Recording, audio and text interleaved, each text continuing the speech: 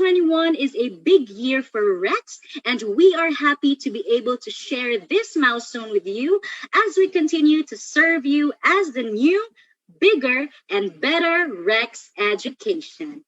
At this point, to officially open today's event, let us hear from Rex Education's Chief Executive Officer, Mr. Don Timothy Buhain. The Honorable Dean Nilo Divina, my partner, our beloved author.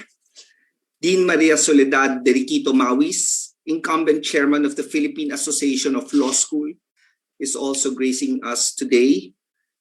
Dean Hemi Lito Festin, incumbent president of the Philippine Association of Law School, joining us today. Our very own Attorney Dominador Buhain, Rex Education Chairman, Ms. Jan Marie Tordesillas, Rex Education Chief Marketing Officer, Ms. Danda Cremelda Buhain, Rex Education Chief External Affairs Officer, all the Divina Law lawyers, and the rest of the team from the Divina Law who are in tune in this event, our dear supportive members of the Philippine Association of Law Schools, students and bar reviewees, and everyone who are joining us today, a pleasant afternoon to all of you. Let me start by warmly welcoming you to the official book launch of Dean Nilo Divina's Labor of Love. First and foremost, a big congratulations already for the anticipated success of the publication of his commemorative law book with us, Rex Education. The year 2020 and 2021 is truly a challenging year. These trying times, which caught the world by surprise, pose an inescapable threat to global health and safety and caused irreparable damages to the lives, jobs, and dreams of millions of people. True to our tradition of service, and guided by our Educampion philosophy. Amid this unprecedented trying times, Rex Education remained relentless in our duty to champion education and to assist and empower duty bearers in the field of education to rise to the occasion. As we continue to traverse what they say now is the new normal, we believe that education at any cost must not be sacrificed. With the tremendous help of our partner legal luminaries, we are confident that we can help our law learners continue learning and continue dreaming. We cannot express fully how grateful we are for this opportunity to release and publish a law book authored by one of the country's most aspired lawyers on a subject matter for which he is known and revered as one of the unparalleled expert. The honor is truly ours. With everyone present here today, we are excited to spend the next 2 hours with you as we come together to unveil our newest offering for the Philippine legal community, especially for this year bar reviewees. The much-awaited release of Divina on Commercial Law, a comprehensive guide. Again, allow me to thank and congratulate my dear partner, Dean Nilo, for another feather in your cap. Thank you for being our partner in championing legal education. Again, congratulations, Dean Nilo Divina, and good afternoon once again to everyone. Thank you very much, Mr. Don Timothy Buhain. And now, to render the message from the publisher, may we call on the Chairman and President of Rex Education, Attorney Dominador Buhain. Good afternoon to Dean Nilo T. Divina, to Dean Soledad Mawis, to Dean Hemelito Pestin, to the Chief Executive Officer of Rex Group, the person of Don Timothy Buhain, to Chief External Officer Danda Rimelda Buhain, and to the Chief Marketing Officer John Marie Pontelera, and to the other dignitaries present and the staff. Good afternoon to our dear guests. I am honored and delighted to be present here today to represent Rex Education in this momentous occasion. Our brick and mortar store, Rex Bookstore, began in 1950 as a humble bookstore in Ascarga, which is now called Clara M. Recto Avenue, engaged in the buying and selling of second-hand books. Now, after the lapse of 70 years, we have grown into a brand, an advocacy, and a community dedicated to providing learning solutions for Filipino whole learners of all ages, wherever they are in their life and learning journey.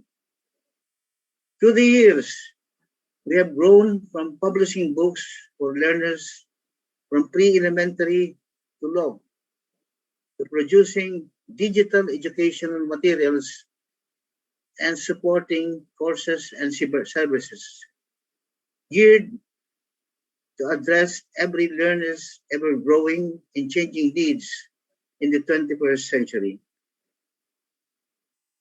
We are now proud to say that we are every Filipino lifetime companion in their journey, learning in all forms, beyond the walls of institutions, learning for delight, enlightenment, and fulfillment. Our transformation as Rex Education mirrors all of the changes, innovations, and growth. This is our tradition of service, inspiring every Filipino lifelong learner to advance themselves and uplift others.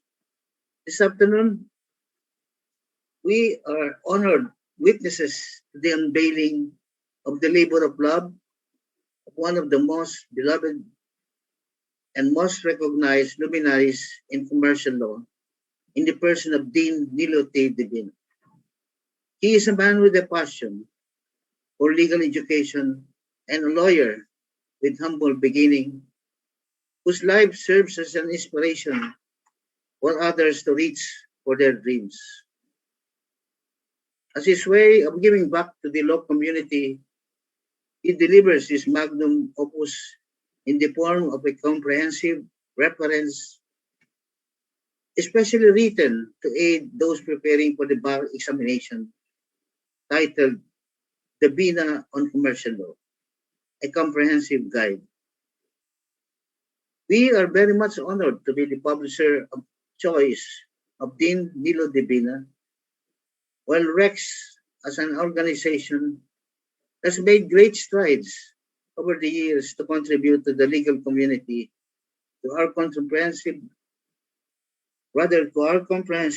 and award-winning portfolio.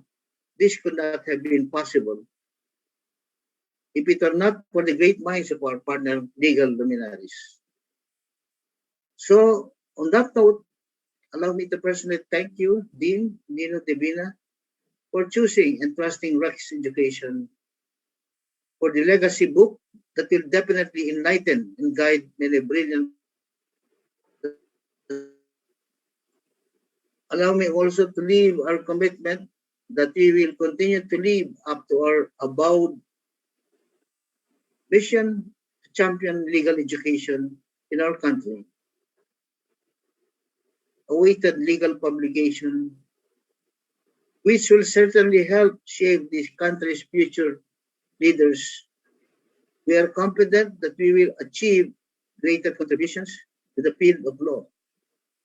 Para po sa bata, para sa bawat mamamayan, at para sa bayan.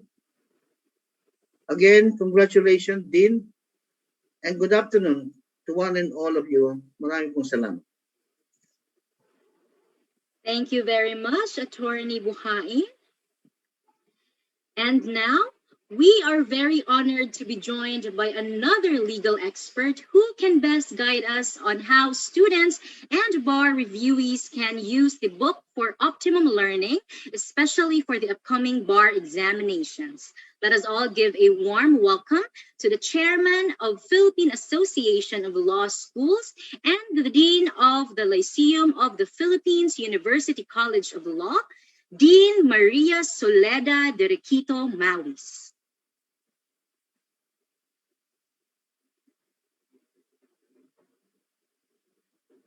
Dean, can you please unmute your microphone? Good afternoon, fellow lovers of the law. Good afternoon, Dean Nilo. Good afternoon, officers and the staff of Rex Bookstore. When I was requested to speak before you, there was nary a tinge of hesitation to accept it, for it is an honor and a privilege to pay tribute to a man who has unselfishly and generously shared his material and intellectual abundance without reservation. I have known Dean Nilo for more than a decade now. He was our PALS president when I was its secretary general and was my chairman when I was its president. So when I say that he is a man who generously shares his talent and skill is an incontrovertible conclusion that is for sure evidence-based.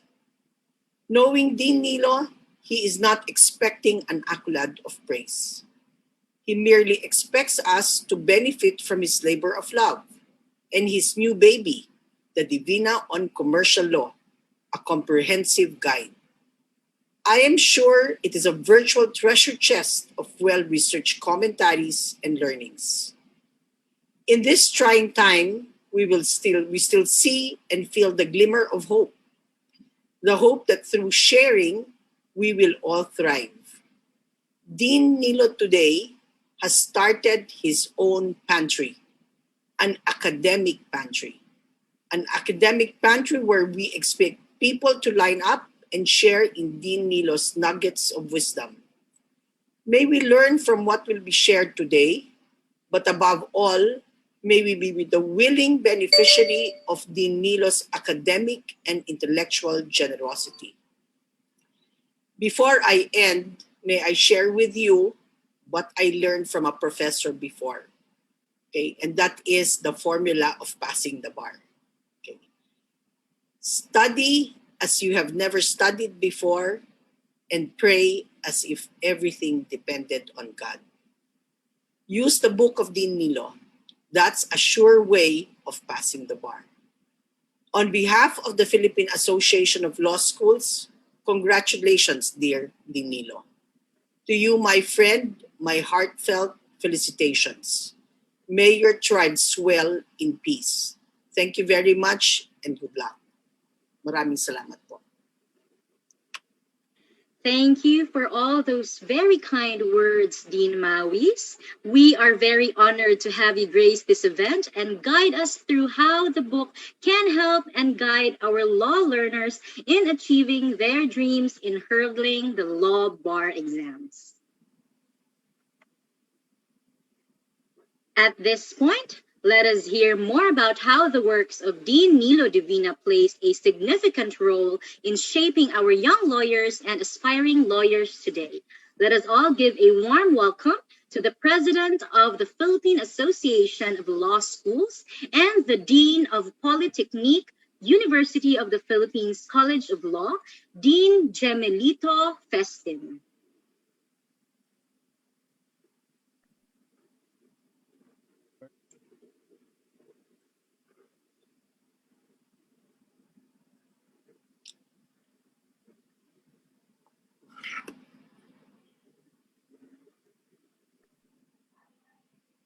First of all, allow me to congratulate my fellow Dean and my good friend, Dean Nilo Divina, for successfully launching his new book entitled Divina on Commercial Law, a comprehensive guide, volumes 1 and 2.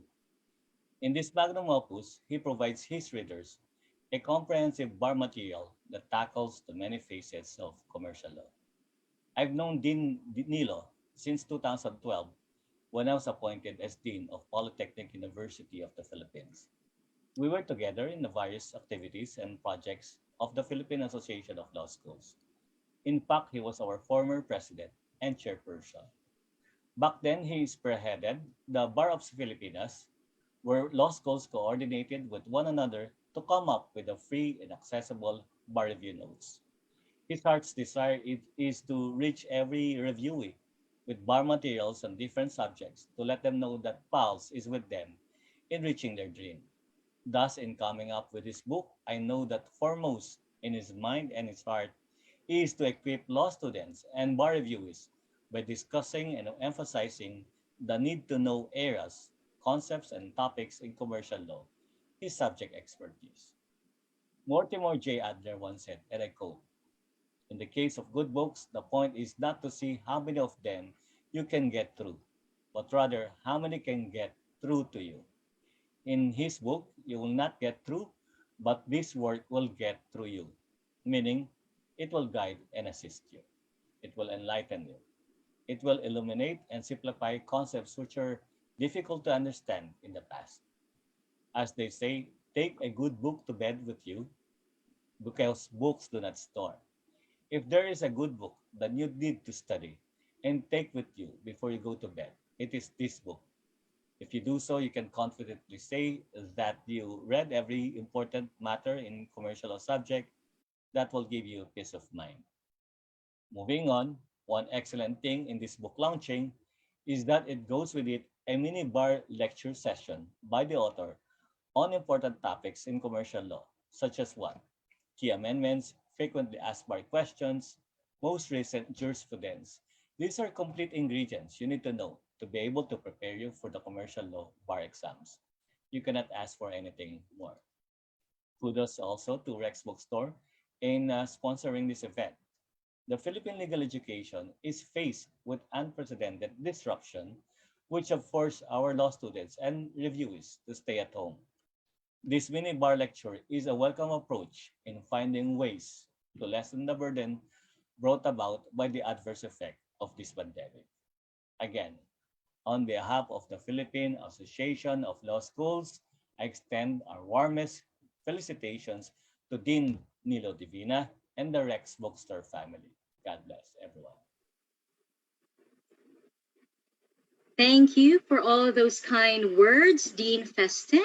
Hearing your praises of the book gives us utmost pride for having been chosen and entrusted with the publication of this masterpiece. In the same vein, allow us to express our gratitude to you as well as for being stewards of legal education and of law practice yourselves. All right. Once again,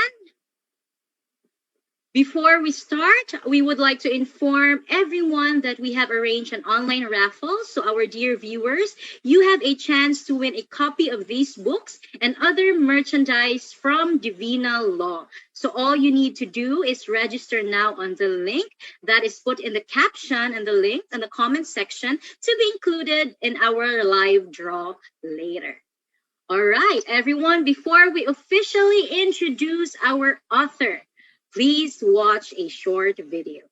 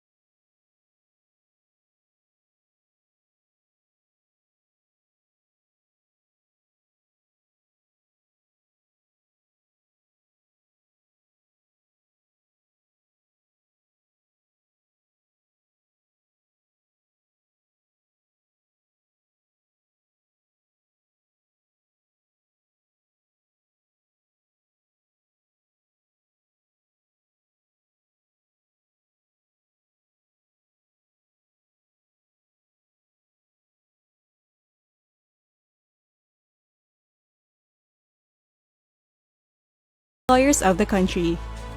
A work of love in collaboration with Rex Education. The Nilo Divina gives back to the law community with his new book, Divina on Commercial Law, a comprehensive guide.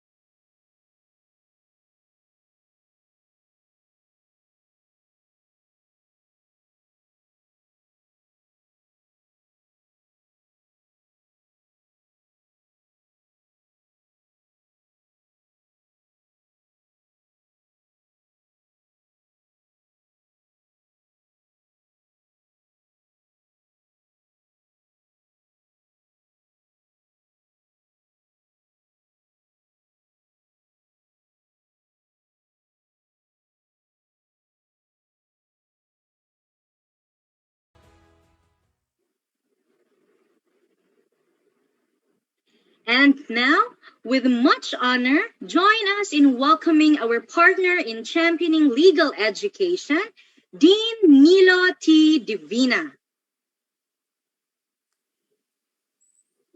Thank you, Dayan, for the kind introduction. Attorney Rex Buhain, the chairperson and president of Rex Education. My good friend and partner, Don Buhain, the CEO of Rex Bookstore. Other officials of Rex Bookstore Publishing Company. My Divina Law family. My students, past, present, and future, whom I fondly call my children-in-law. Good afternoon to everyone. You know, I just flew in from a foreign trip. I just came back last night. I'm still experiencing jet lag. And, you know, I lost my iPad and my laptop. No, I fit retrieve those gadgets no, as I cleared the custom procedure. So perhaps it is a message from the above to deliver, well, my message to all of you from the heart. So I didn't have anything with me. So I decided to speak straight from the heart. Well, Confucius once said that there are three ways to attain immortality. The so-called trifecta of immortality: plant a tree, sire children, and then write the book. In my book launched last year on the revised cooperation code, I added the fourth one, and that is to educate or teach. Because when you educate or teach, you shape the minds of leaders, who in turn will shape the minds of the future generation of leaders, so forth and so on. But then, you know, I wrote this book, my sixth book, not because I would like to have a shot at immortality. If you are to follow Confucius, then 5 books perhaps would already, well, be in compliance now with the trifecta of immortality. I wrote this book in fulfillment of a promise I made to all my students that I am about to finish a book, a reviewer on commercial law. You know, I have said that so many times, almost every year since a decade ago, that my book on commercial law, my reviewer in commercial law, that encapsulates my Q&A, years of practice, about 30 years of practice in the academy, and of course as managing part of Divina Law. I said that I'm about to finish my reviewer in commercial law, and I've said that for the past 10 years. Past 10 years. So finally, I'm here to fulfill a commitment to all of you, a one-stop shop. If you put it a different way, the most comprehensive treatise or book on commercial law. Of course, I say modesty aside, the most comprehensive because it is about 1,000 cases cited, over 1,700 pages in Q&A format, based on the wishes of students that they prefer that kind of structure in presenting intricate topics on commercial law. Now, I say it's the most comprehensive book on commercial law because it faithfully adheres to the syllabus prescribed by Justice Marvick Leonen for the 2010 to 2020-21 bar examination. So the treatise or the book covers the laws on insurance, pre-need code, transportation, the Montreal Convention, insurance, insurance, transportation, intellectual property, FRIA, Philippine competition, data privacy, secure transaction law or secure transaction under Ppsa, and then FIA, the Foreign Investment Act, Corporation Code or the Revised Corporation Code, and then banking laws that include the General Banking Law, Central Bank Act, RA 405, PDIC law, truth in lending. And just to make it really comprehensive, even though it's not part of the bar for this year, I also added negotiable instruments law and trust receipts as well as the e-commerce law. Now, I'm sure that you will pass the bar. So those of you in attendance, about according to Chair, about 1,000 attendees are expected. I'm confident that you will pass the bar. So the part on nego and TR and e-commerce will not be relevant to you because they will not be they're not part of the bar this year, but they can be part of the bar next year. So it can be used by future bar examinees, but not obviously by your craft, because I expect everyone to pass the bar examination. It's a comprehensive reviewer in commercial law, but then why is it not called a reviewer in commercial law? Why is it not called a comprehensive reviewer or P-bar reviewer in commercial law? It's because I have written books already with the title Comprehensive Guide or Pandec or Compendium Commercial Law. So somebody suggested, why not call it Divina on commercial law, a comprehensive guide? In reference to some books that started that way, like Nietzsche on banking, Valentine Commerce on corporation law. So somebody suggested, why not Divina on commercial law, but make it a comprehensive guide? So that's why the topic or the title is Divina on commercial law. So basically, I am talking as a professor, as a reviewer, a practitioner on commercial law. As I said, this represents about 30 years of combined, 30 years of accumulated practice in the academe and the exercise of the law profession. It is basically me asking the questions to my students, to my examinees, to my reviewers. It's as if I'm whispering to your ears the words, the answers to the bar exam questions, as if I'm lifting your hand, because it is a product of love. It's a work of love. It's opus ex caritate.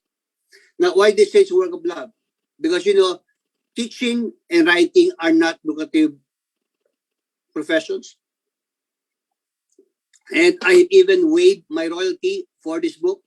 So not a single royalty will go to my pocket because I've waived it.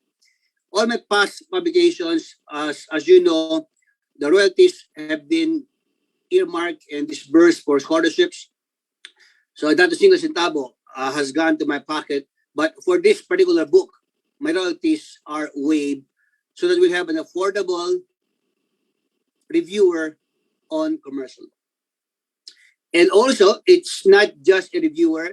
It can be used likewise by practitioners, by members of the bench, by those in the academe, and this can be very useful in helping everyone navigate the intricacies of commercial law. Now, I would like, of course, to thank and acknowledge my good friend, again, Don Buhain, without whose collaboration and support this project would not have been made possible. And I would also like to thank, in particular, the following persons for their endorsement and foreword of the book: Justice Estela Bernabe, Justice Sheni Ilipanyo of the Legal Education Board, Justice Gutierrez of the Judicial Integrity Board and former chairperson of the MCLE office, Father Richard Ang, Director of the University, of course, the stalwarts in the legal profession and education, Dean Candelaria, the present OIC of the MCLE, Dean Ananias, the former chairperson of PALS, Dean Joan Largo, the former chairperson likewise of PALS, Attorney Alden, the president of Magnificus, Attorney Angel Caballo of Legal Edge, my good friend earlier, Sol Mawis, and Jim Festin, incumbent chairperson and president of the Philippine Association of Law Schools. You know very well that teaching is not a lucrative profession, and so with book writing. So why do we do it? Because of the love and passion for teaching. You just don't know how happy we are every time you would send a text message, you would send an email to thank your professor about the tip that was asked in the bar examination. You know, nothing could be more thrilling for a professor to stumble upon or to meet a student, only to introduce himself as a former student. So I was a former student in commercial law. I was a reviewee of this particular bar review program. And thank you so much for the lecture that you had or gave us in commercial law. Very useful and very helpful or for the bar examination. So those words are priceless. When you thank us, when you acknowledge us, when you patronize us, when you say thank you to us, those words are priceless. So that alone is enough recompense for the efforts that I put into this book. One thank you means a lot. More thank you from students obviously mean infinitely more. And those are the reasons why I will continue to write, to share my knowledge to all of you. I have said so many times that I consider my students as my children-in-law. I only have 5 children. They're all legitimate children. But I have thousands and perhaps millions of children and children that I consider all of you my children-in-law. Your welfare, your good, your life are uppermost in my mind. I wish everyone to be successful. I want everyone to be happy and successful. And I hope this treatise on commercial law, the so-called Divina Commercial Law, will be helpful and useful for you to realize and fulfill your dreams. And I would like also to acknowledge, of course, I cannot complete or end this message without likewise saying thank you to the various associates of Divina Law. So I have to get the list so that I won't miss a single soul.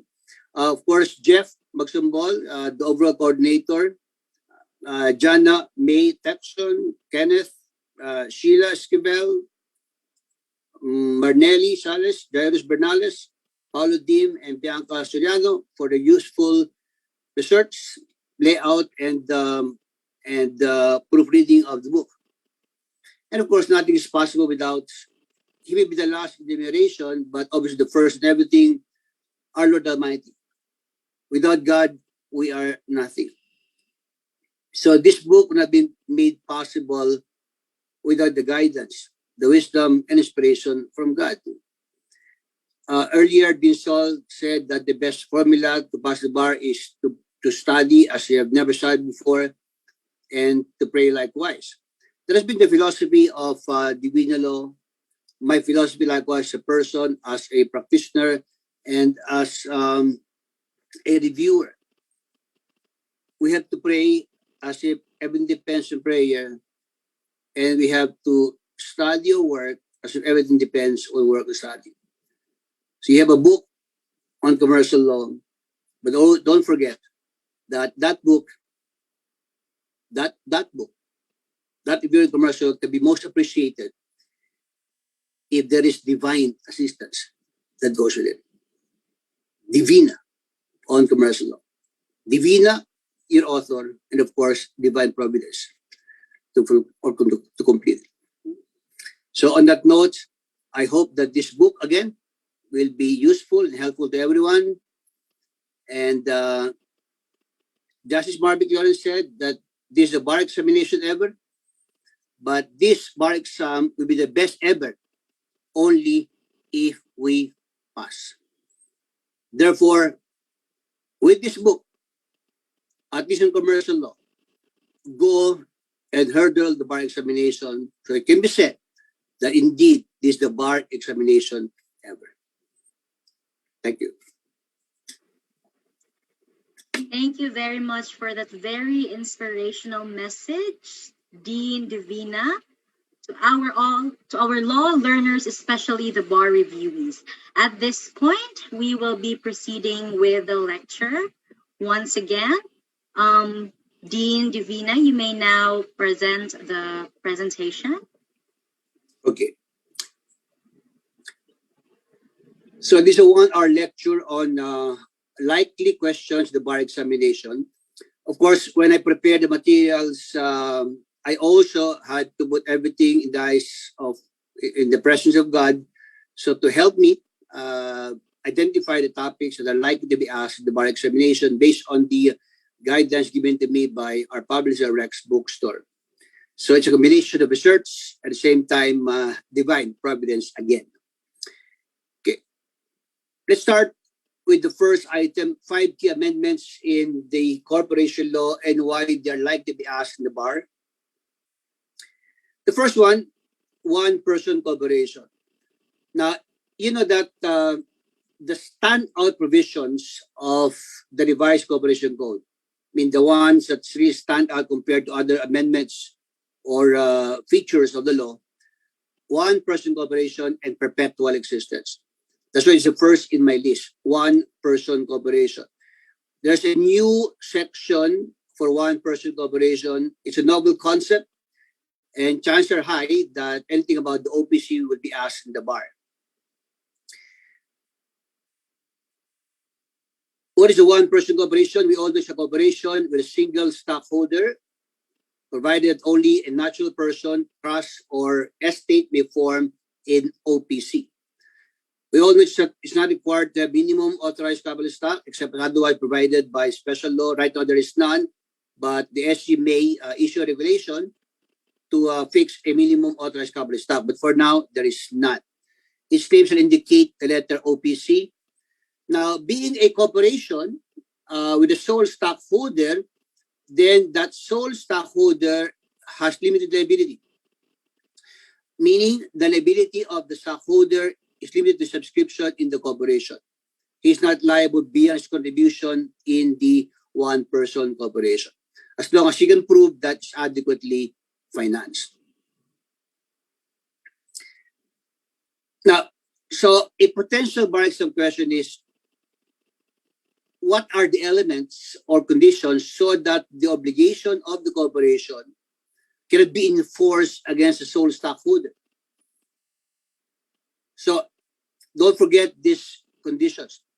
If they're all present, then the stockholder is not liable beyond his contribution in the one-person corporation.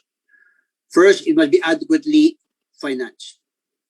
Second, the property of the one-person corporation must be independent of the property of the sole stockholder. And the notion of separate personality is not used for fraudulent ends or purposes. So if those are present, then as we said, the obligation of the liability of the stockholder is limited to his contribution into the corporation. Now, of course, don't think that because it's a one-person corporation, the principle of personal corporate veil will not apply.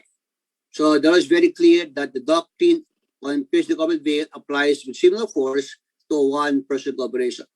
So the moment the sole stockholder abuses or misuses the notion of separate legal personality, then that one-person corporation becomes like a sole proprietorship. Now, what are the entities not allowed to organize a one-person corporation? You have banks, quasi-banks, PNID, trust, insurance, public and public listed company, non-chartered GOCC. Likewise, natural person who is licensed to exercise a profession may not organize a one-person corporation for exercise of his profession. But before you move to the next slide, a potential bar exam question likewise, how do you distinguish a one-person corporation from a sole proprietorship? Well, the distinctions obviously are as follows. Number one, an OPC has a separate personality from the sole stockholder composing it, whereas a sole proprietorship has no separate personality from the proprietor owning the business. Second, the assets of the OPC are not the assets of the sole stockholder, vice versa, whereas the assets of the sole proprietorship are the assets of the proprietor owning it. And third, the liability of the the corporation rather is not the liability of the sole stockholder, and vice versa. Whereas for a sole proprietorship, the liabilities of the sole proprietorship are the obligations likewise of the proprietor composing or owning it. And the last distinction, OPC is registered with the SEC, whereas a sole proprietorship is registered with the DTI. Next. And then second, participation via remote communication or in absentia. The potential bar exam question, given the wide use of the internet in conducting lectures or attending meetings, like to be asked in the bar, participation via remote communication or in absentia. So in what cases can a stockholder, not just a director, but a stockholder, participate in stockholders meeting? Of course, in person, right? Or by proxy, or through a trust agreement. Those are the modes of participation in a stockholders meeting. Now, the revised corporation code introduced other ways of participating in a stockholders meeting via remote communication. You can attend through Skype or other forms of remote communication, and you'll be considered as present. All right. Now, when may a stockholder participate via remote communication? When? Number one, when authorized by the bylaws of the corporation. Second, even though not authorized by the bylaws of the corporation, if it is a corporation that is vested with public interest. And the third one, not known to many, because the common misconception is that it has to be in the bylaws or only for those corporations that are vested with public interest. Even though it's not the bylaws or it's not a corporation that is vested with public interest, a corporation may allow its stockholders to participate in remote communication. How? Through a resolution adopted by the board of directors by at least majority vote, even without a provision in the bylaws. Therefore, to summarize, so when may a stockholder participate via remote communication? Number one, when authorized by the bylaws. Second, for corporations that are vested in public interest, even though not authorized or the bylaws silent in that regard. And third, when authorized by the board by at least majority vote. Next. Emergency quorum. Again, this is a very novel concept. This provision is a welcome development because it seeks to address the now quorum, no meeting problem of corporation. You know how difficult it is to get a quorum, right? For stockholders and members meeting, especially for those corporations whose stockholders are not active, or members of non-stock corporation who have no more interest in the affairs of the corporation. So how do you ensure there is a quorum for it to transact business? So you have a concept now for provision or emergency quorum. So it means that in certain cases, stock or membership represented in the meeting called by the SEC may constitute a quorum to elect directors of corporation, even the number of shares of members present less than majority of the standing capital stock or members, or the quorum required under the articles or bylaws of the corporation. We all know that a quorum is needed, right, to be able to have a board or stockholders meeting. Without a quorum, there's no valid meeting. But this provision allows the corporation to have a meeting even though those present represent less than majority of the standing capital stock or less than the number required to have a stockholders meeting. Now, you all know that unless the bylaws provide otherwise, the quorum for stockholders meeting is at least majority of the standing capital stock. It can be less than majority if it is set forth in the bylaws, right? It can be less. It did not be more than majority. It can be less as long as what is set forth in the bylaws of the corporation. But even though you have a number less than the required number for a quorum in the bylaws of the corporation, the meeting is considered valid. Okay. Under what conditions? All right. So these are the conditions. Number one, the regular stockholders meeting did not push through. Did not push through. And then the corporation, of course, had to reset the date of the stockholders meeting. If despite the resetting, the meeting is not called, then any stockholder or member may petition the SEC to call a meeting. Was authorized by the SEC. Those present in that meeting, even though less than majority of the capital stock members for non-stock operation, will be your quorum. So the attendance in that meeting, regardless of the number, will be your quorum to transact business for the corporation. Now, based on those conditions, it's clear that the concept of emergency quorum will not apply for special stockholders meeting, right? It will not apply for a meeting not authorized or called by the SEC. So that meeting has to be authorized or called by the SEC based on those conditions that we have enumerated. Okay, next. Next. Third, the expanded definition of operations with vested interests, meaning impression public interest, and requirement of appointing a compliance officer. Now, why is it important to note the concept of corporations with vested interest? Because they're required to appoint independent director, right? So the RCC expanded the definition of those corporations with vested interest. Let's take a look. So corporations that are listed or considered public companies. What are you a public company? If you have shares that are listed in stock exchange, right? Or if they're not listed, with assets of at least 50 million pesos, with 200 stockholders, each one owning 100 shares each. Next. And then the RCC added the following: banks, quasi-banks, non-stock and saving loan association, pawn shops, corporation engaged in money service business, pre-need trust, insurance company, other financial intermediaries. Banks are required to have independent directors already under general banking law, likewise quasi-banks. But the RCC added NSSLA, meaning non-stock and saving loan association, pawn shops, money service business, pre-need trust, and insurance companies.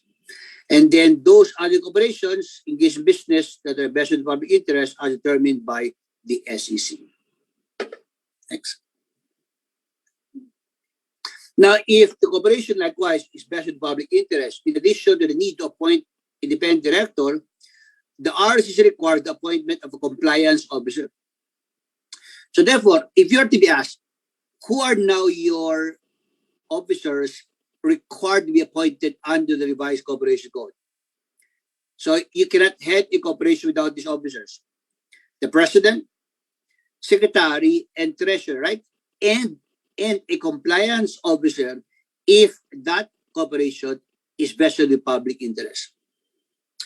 Now, somebody asked me the question because the revised corporation code says the same person may hold two positions concurrently, except that no one shall act as president and secretary, president, treasurer at the same time. But can you be president and compliance officer at the same time? Given that the corporation code says the president cannot be secretary, president cannot be treasurer, so therefore the president can be a chairman likewise, right, of the corporation. But can he be president and compliance officer at the same time? The answer is no. Not because of this provision of the RCC, but because of other regulations of the SEC. A compliance officer full-time job is supposed to ensure compliance with laws, rules, and regulations. Who will check the president if he is likewise the compliance officer? Next.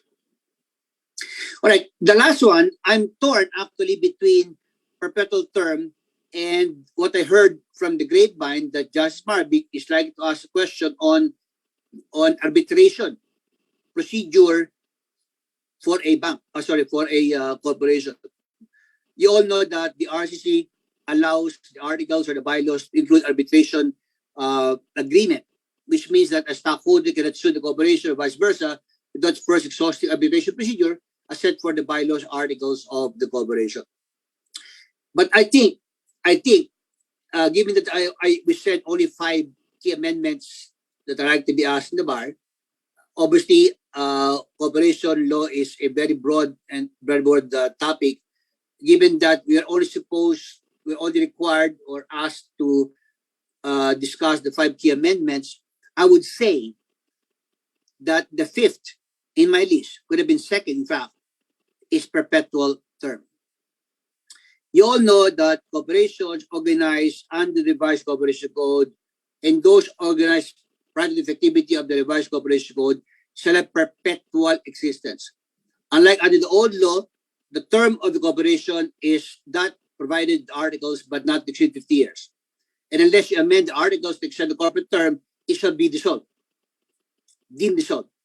Now, given that there's no fixed term under the articles of the corporation, you have a perpetual term, then you cannot obviously dissolve the corporation just because of failure to extend a corporate term. Now, the likely question in the bar, the way I see it, is what happens to those corporations organized prior to the effectivity of the revised corporation code, meaning those corporations set up before the effectivity of the new law. As you all know, they're deemed to have perpetual existence. What does it mean? It means that you don't have to amend articles of the corporation. There's an automatic conversion from fixed term into one of perpetual existence unless stockholders retain the term of the corporation. So without doing anything, therefore, all those corporations are deemed to have perpetual existence. So no need to amend the articles of the corporation, no need to pass a resolution of the board or stockholders of the corporation, right? It is deemed to have perpetual existence, automatic conversion, unless stockholders elect or opt to retain their term as specified in the articles of incorporation. So given that the term is automatically extended, any stockholder, therefore, may ask the corporation the payment of the fair value of his shares. Meaning, anytime a stockholder can demand exercise of his appraisal rights. So appraisal right is a right granted to stockholders in case of amendment to the articles of the corporation extending the corporate term and other key amendments to the corporation. Now, this provision allows a stockholder to demand the payment of the fair value of his shares, meaning to exercise his appraisal right. So given the automatic conversion from fixed term to one of perpetual existence. Next. Okay, finished. Okay. Let's move on to the other suggested topics. Next, Sarah. 10 most frequently asked bar questions in transpo, law, and insurance. Number 1, ask at least 3 times in the bar. Definition of common carriers. We all know this. Committed to our memory, common carriers are persons, corporations, firm, or association engaged in the business of carrying or transporting passengers or goods or boat by land, air, water for compensation over the services to the public. It's redundant, right? Redundant because you can simply say persons engaged in the business of carrying or transporting passengers or goods or boat by land, air, water for compensation over the services to the public. Because persons, corporation, firms can be lumped up into one word, persons. So what could be a potential bar exam question? Grab, Uber, Angkas, are they common carrier? So given the inclusion of Justice Marvick in the syllabus of transport service provider, I mean Uber, Grab, and similar entities, are they common carrier? So if you'll be asking the bar, are they common carrier? Is Uber, Grab a common carrier? So there is no jurisprudence yet on the matter, But the congressman who introduced a bill to regulate the activities of these providers indicated in his prefatory statement to the bill that Uber, Grab, and similar entities are not common carriers, but similar to travel agencies. Now, I think it should not be travel agencies, but it should be akin to a freight forwarder. Either way, as I explained in my book, they are not common carriers because they do not and are not engaged in transportation business. Next. Some question. This was asked, even though it was asked in 2019, similar facts became the base of bar exam question at least 3 times. In this particular bar exam question, so LMN owns a beach resort in Palawan. It operates 3 motorized boats to ferry guests from the city proper to the island resort and vice versa. Now, during one rainy morning, the guests were informed that the ferry services for that day were canceled due to storm forecast. Now, to appease the apparent dismay of most of the guests who will miss their flight back to Manila, the boat captain of one of these motorized boats decided to push through with a trip back to the city. But shortly after the boat sailed, the storm hit and the winds and waves became stronger, causing engine trouble to the boat. Boat capsized and sank, saw the death of one of the passengers. Mr. X in this bar exam question. So it's prompted the heirs of Mr. X to file a complaint for damage against LMN. And the defense of LMN, it's not a common carrier because it's not engaged in transportation business. And what is the answer in this case? The Supreme Court said, you all know, Sun Holidays versus Cruise, Pereña versus Nicolas. It's not necessary that transportation is a principal activity of the person to be considered a common carrier. It can be the principal activity or a senior activity as long as part of the business that represents to the public. So when the law defines common carrier as a person engaged in transportation business offering services to the public, the law does not require the general public. It's enough that another segment of the public is offered transportation services. So just why even a custom broker, based on that definition, is considered a common carrier. Next.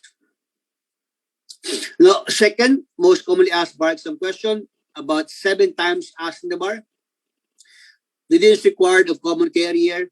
Now, you all know that when it comes to common carrier, it's not just ordinary diligence, not diligence of a good family, but extraordinary diligence to ensure the safety of passengers and the vigilance over the goods. Yes. That's why if you are asked the question, are common carriers liable for injuries to passengers if they observe ordinary diligence or if they exercise due diligence, selection, and supervision of employees? The answer is they're liable. With the law does not require just due diligence, but extraordinary diligence to ensure safety of passengers and vigilance over the goods. All right, third most commonly asked bar exam question, transpo, void stipulations. What are the void stipulations in a contract of carriage? I'll give you a keyword. On elder. On elder. O. Risk of loss borne by the owner. That's why it's O. N. Not liable at all. Meaning common carrier not liable for any loss, destruction, damage to the goods. E.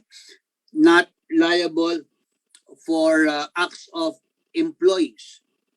L. Less than ordinary. D. Diligence at all not required. E. Not liable for defect in the equipment. And R. Not liable for acts of strangers. So those not liable for act committed by thieves, of course, unless the act with reasonable force, violence, or threat. So those stipulations are contrary to public policy and contrary to law. Next. Now, some would mark some question. If the bill of lading says that the liability of the common carrier is just 90% of the value of the goods, is that valid?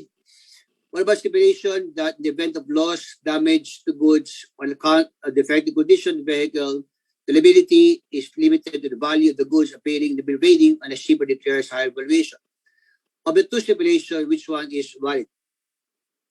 Now, you all know the first is invalid, second one is valid.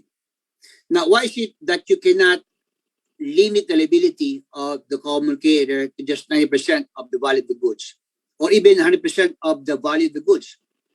That is void. It becomes valid only if you give the shipper the option to declare higher valuation, meaning recover a higher amount, but subject to payment of additional freightage or charges. So you cannot take away from the shipper the option to recover more or higher than the limit set forth by the bill of lading, as long as he pays, of course, additional freightage or charges. Okay. Next. Now, a possible some question. There are conflicting Supreme Court decisions. That's why I had to clarify this in my book regarding reference to the invoice value in the bill of lading. What do I mean? Let's say the bill of lading makes reference to invoice value or LC value higher than the limit of liability set forth in the bill of lading.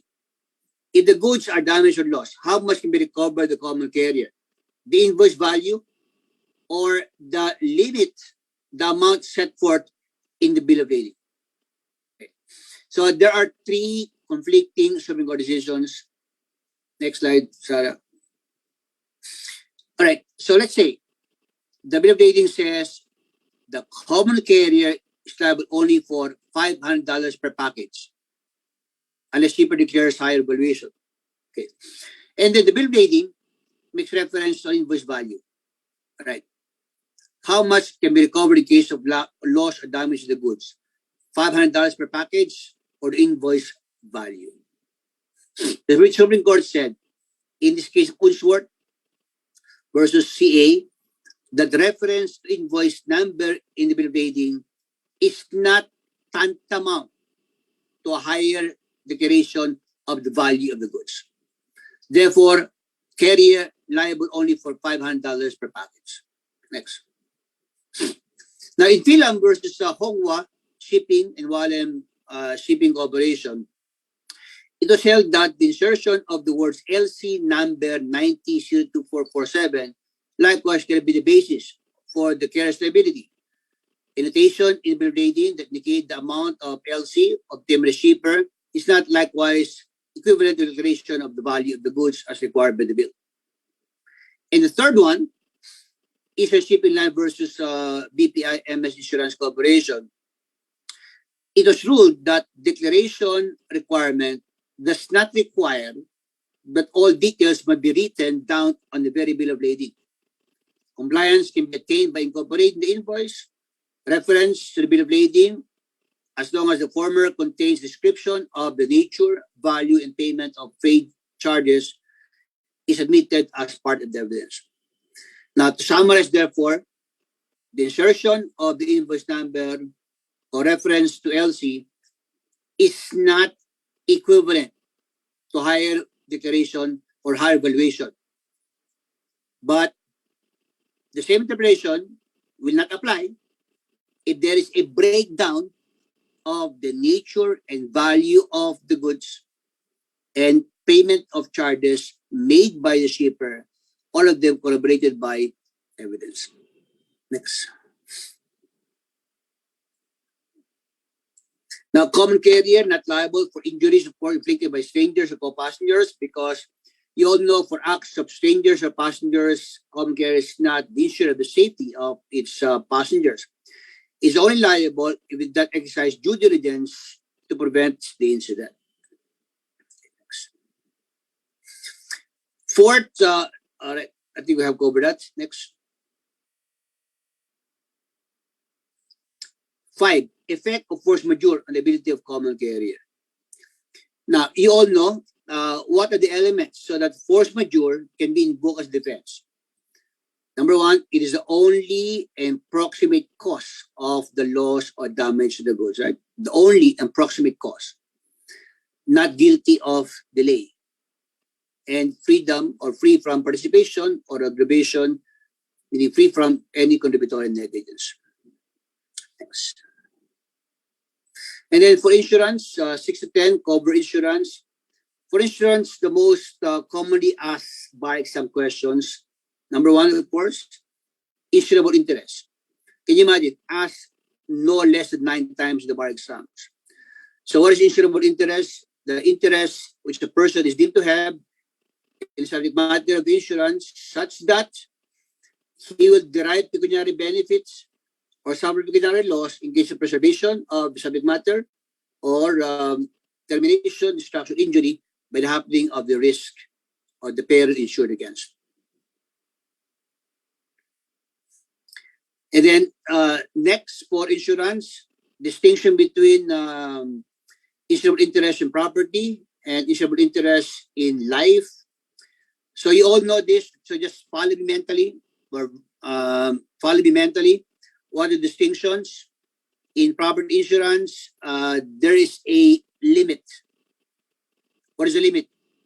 The value of the property. What about life insurance? Well, there is no limit to life insurance because you can put a price tag to the life of a person. The limit of life insurance, of course, the face value of the policy. Next distinction, in property insurance, the interest must exist when the insurance takes effect at the time of the loss, whereas for life insurance, it's enough that it existed at the time of the effectivity of the contract and need not be present at the time of the loss. The third distinction, third distinction for property insurance, expectation and benefit must have a legal basis, meaning for property insurance, it's not enough that you have insurable interest on the property, right? That interest must be covered by the policy. And you can only have insurable interest if you expect a benefit from that property's preservation. A non-owner, of course, cannot insure a property that does not belong to him. What about in life insurance? Expectation of benefit to be derived need not have a legal basis. What does it mean? It means that in life insurance, as you all know, a person can insure his own life and name anyone as the beneficiary, as long as that beneficiary is not disqualified to receive donation under 739 of the Civil Code. Now, the beneficiary can be anyone, right? Meaning the insured need not prove that the beneficiary the beneficiary has the legal basis to be a beneficiary. So there is no need for any legal basis. It's just the wishes of the insured. And the only prohibition is that he must not be the one disqualified to receive donation under 739 of the Civil Code. That's why somebody asked me, is there a way I can legitimately disregard the law on legislative, the law on succession? Is there a way I can give more to a favored child or a favored friend without violating the law on legislative? And my answer is simple. Get a very expensive insurance, name that favored person as your beneficiary. As long as, of course, he's not disqualified to receive donation under the Civil Code. Next. In marine insurance, about 5 times asked in the bar. What is marine insurance? We all know it's a type of insurance that is related to risk of navigation, transportation, or transit, as opposed to property perils at a generally fixed location. So you cannot say marine insurance when it comes to earthquake, right? Earthquake is part of fire insurance, right? Now, can fire be covered with marine insurance? Yes, fire to property, but incident to transportation, navigation, or transit. Next. For marine insurance, what will be insured against? For only perils of the sea, as you all know. Okay, next. And then the next favorite question in the bar on insurance suicide. So where is the insurer liable in case of suicide? So insurer liable in any of these cases if it is committed after 2 years from date of the policy issuance or last statement, unless the policy allows for a shorter period. And second, if it's committed in the state of insanity, regardless of the date of the commission of this date of commission, unless suicide, of course, is an accepted peril. Let's take a look at the sample bar exam question. So this one, January 2016, H issued a life insurance policy by XYC, wherein his wife was named as sole beneficiary. Unbeknown to XYC, however, H had been diagnosed with colon cancer, the fact of which Mr. H had concealed during the entire time his insurance policy was being processed. In January 2019, H unfortunately committed suicide. So 2016 issuance, 19 January, he committed suicide. Due to her husband's death, W as beneficiary filed a claim with the insurance company to recover the insurance proceeds. However, XYC Insurance issued the claim, contending that the policy is void ab initio because H concealed or misrepresented his medical condition in the colon cancer. And second, as an insurer in life insurance policy, it cannot be held liable in case of suicide. So rule on each of the insurance company's contention. All right. If there is concealment or misrepresentation, will it avoid the policy ab initio? You all know it is the result is not to make the policy void ab initio. It only entitles the insurer to rescind the contract of insurance. But in this case, concealment is not possible given that more than 2 years had lapsed from the issuance of the policy. And what about the second contention? Likewise without merit because suicide committed more than 2 years from the issuance of the policy, therefore the insurance company is liable. Next. And then fourth favorite question on insurance, double insurance. It exists when the same person is insured by 2 or more insurers with respect to same subject matter and interest. So the requisites are, as you all know, ST, SIR, STSIR, S, same person, T, 2 or more insurers, and then R, same risk, same interest, and S, same subject matter. All right, some question. Law on life insurance prohibits double insurance. Of course, it is obviously false because double insurance not prohibited by law. Unless a policy, of course, contains stipulation to the contrary. Usually, insurance policies contain an added insurance clause that requires disclosure of other existing insurance contracts or policies. In such case, non-disclosure will avoid the policy, intended to prevent overinsurance and avert the application of fraud. And the fifth most commonly asked or favorite topic on insurance, concealment. 7 times asked in the bar. Now, concealment, I would bet my last penny would be asked this year. You know why? Because Justice Marvick Leonen wrote a decision on concealment and misrepresentation. The case of Alvarez versus Insular Life. So first, what is the rule on concealment? Concealment, whether intentional or unintentional, entitles the insurer or the insured party, whoever may be, issued the insurer, to rescind the contract of insurance.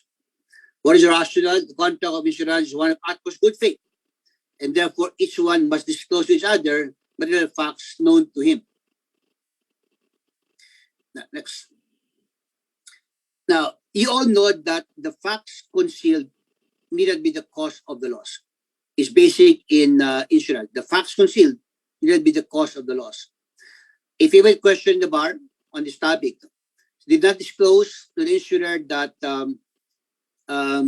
he had a Mongoloid child or suffering of medical condition, he died of food poisoning or plane crash, or a gunshot wound, is the insurer liable?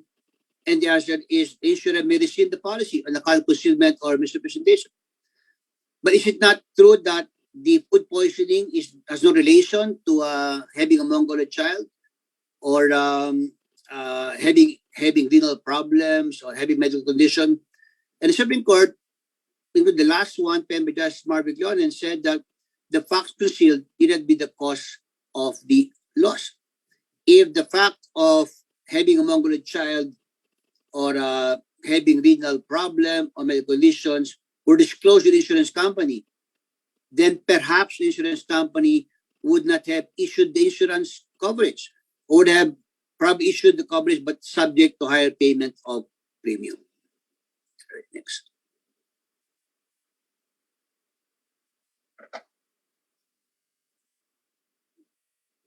Now, on the subject, before we leave insurance, I have 35 minutes to finish the lecture. The case of CBIA is something I would like you to remember. CBIA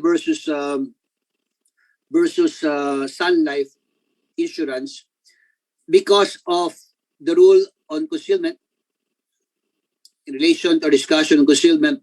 Why is CBIA so important? It's an en banc decision. It's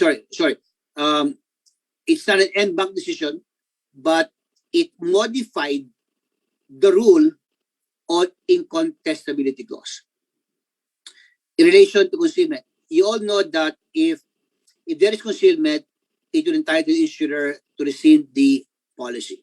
Therefore, insurance company not liable to pay the proceeds of the insurance. But if the concealment, or if more than 2 years lapse from issuance of the policy, no amount of concealment will negate the liability of the insurance company. No matter how patent the concealment may have been or misrepresentation may have been, the insurer must make good in the policy if 2 years had lapsed from issuance or last reinstatement. That is so-called incontestability clause.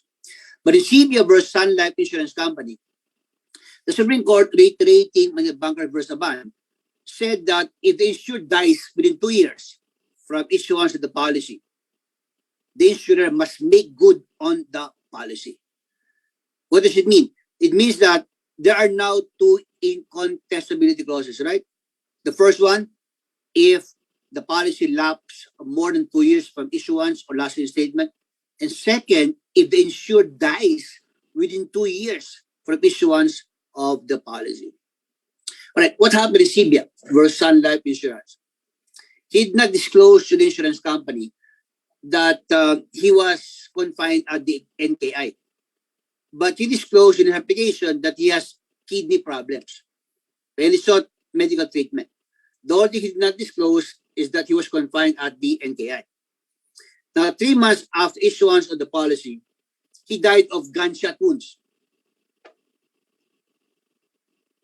The question is, was there concealment in this case? And the Supreme Court said there was none, because indicated that he had kidney problems and he sought medical treatment. He may not have disclosed that he was confined, but he disclosed in good faith that he had renal problems. And I'm sorry, I have to include this. And second, we should give by the Supreme Court, although debatable, no? He authorized the insurance company to conduct a background check of his medical condition. So not negates concealment. And Supreme Court added, but even assuming there was concealment, the insurer must make good in the policy because the insured dies within 2 years. The clause had already set in. Now, I have to admit that we may be biased in this case because the counsel for Sun Life, we filed a petition, a motion for second motion for recon with the Supreme Court with the request that be referred to NBank given the conflicting decision in the case of Tan versus Court of Appeals. But anyway, for bar examination, given that concealment is a favorite topic in the bar, that can also be likewise a potential bar examination question. Okay, next, 5 most recent jurisprudence on IP. Now, this one, I heard earlier in a speech by Justice Marvick that he will not ask a question based on a decision with dissenting opinion. Meaning he will not ask his dissent. He will not ask the question based on his dissenting opinion. But given that the topic includes recent jurisprudence on IP, so this one, he had a dissenting opinion joined by Justice Abi Javier. The ponente here is Justice Ben Kagiwa. So majority opinion, as I said, dissenting from Justice Marvick and Justice Ami Javier.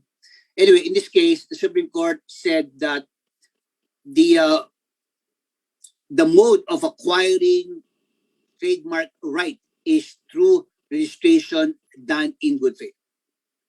So it's no longer prior use, but one of registration in good faith. So this case, Sunica versus Napra Farms, an en banc decision. To summarize the facts, Sunica, the first one to use the trademark Synapse.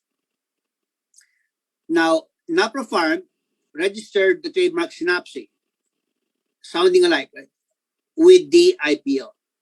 So both covering the same medicines, for similar illnesses. So the first one to use, Sunica. The first one to register, Napra Farm. Who owns the right over the trademark?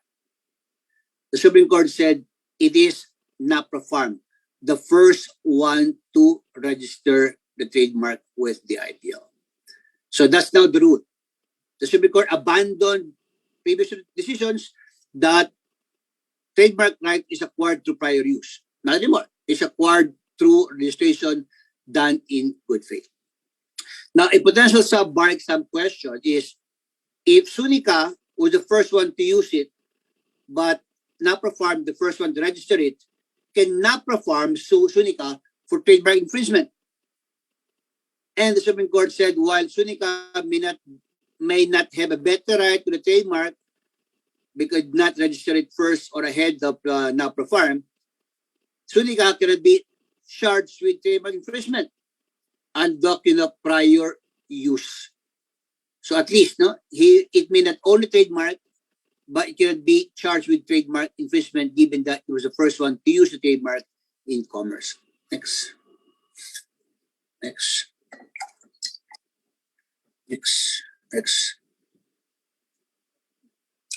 Now, this one is very interesting. Domingo versus Civil Service Commission. So Domingo, the chief archivist of the Archives Preservation Division of the National Archives of the Philippines.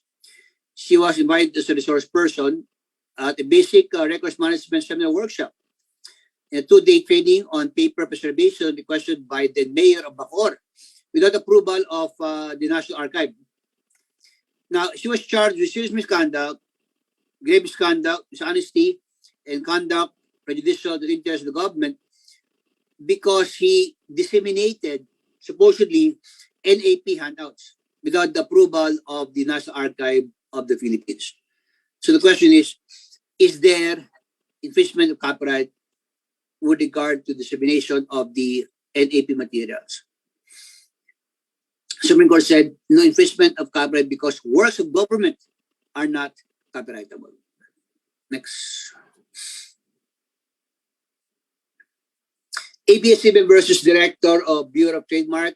This is about the application of ABS-CBN to register a trademark Metro for magazines, denied by the IPO because Philippine Inquirer had registered the trademark Metro for its own magazine. And Supreme Court applied the dominancy test. In this case, Metro is dominant words and therefore it cannot be subject of another trademark registration. Next.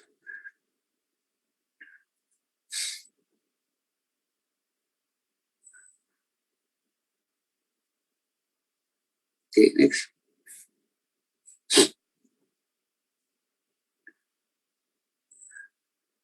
Okay. Now, San Miguel versus Food Sphere is about the trademark Fiesta Ham owned by Pure Foods. San Miguel, of course, owns Pure Food Company. And the Food Sphere product Pista ham. What is Fiesta ham? The other one is Pista ham. So if these are the facts, the bar has some question, and the question is there unfair competition? And your answer is yes.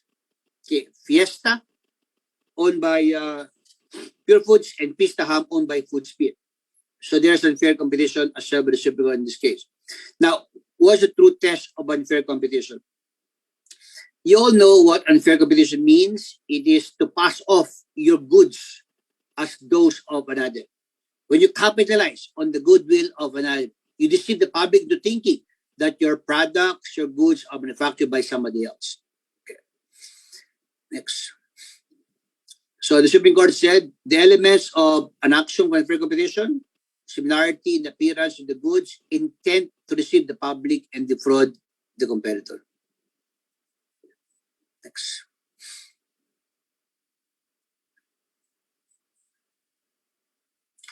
All right. Now, this one, I do not know, given that it's supposed to cover recent jurisprudence in IP, it is not in my book because the cut-off of my book is June 8, May 31, 2021.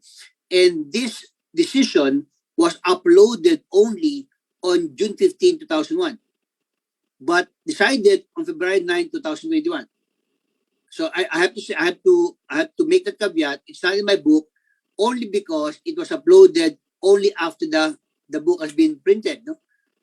But just for you to know, in case it will be asked in the bar, so this case, Colleen versus Colleen, the Supreme Court abandoned the heuristic test as a test to determine similarity of trademarks. You all know, in my book, I cited all the cases where the Supreme Court adopted the dominancy test and cases where the Supreme Court applied the holistic test. Now, you all know that there are two tests. Before this case, there are two tests to determine likelihood of confusion between two competing trademarks. One is dominancy test. On the dominancy test, the focus is dominant feature of the two competing trademark. Holistic test, the focus is on the entirety of the trademark, right? And dominancy test is, of course, more dominant in the sense that it's more applied compared to holistic test. It's because under the IP code, dominance test is incorporated as part of the definition of infringement under Section 135.1 of the IP code. In what sense? The IP code defines infringement as the imitation of a registered mark or dominant feature thereof.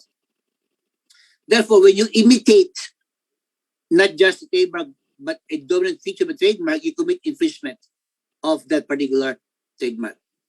But despite this definition, the Supreme Court applied holistic test in other cases. And as I said, I enumerated the same in my book.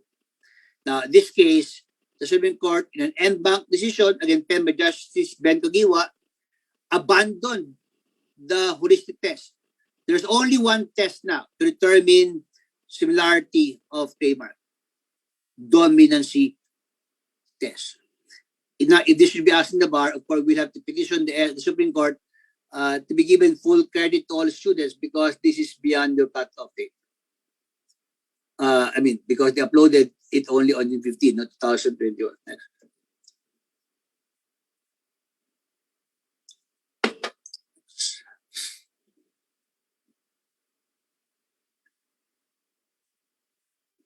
All right, let's take a look at 5 key secured transaction concepts meaning under the Personal Property Security Act and why they will likely be asked in the bar.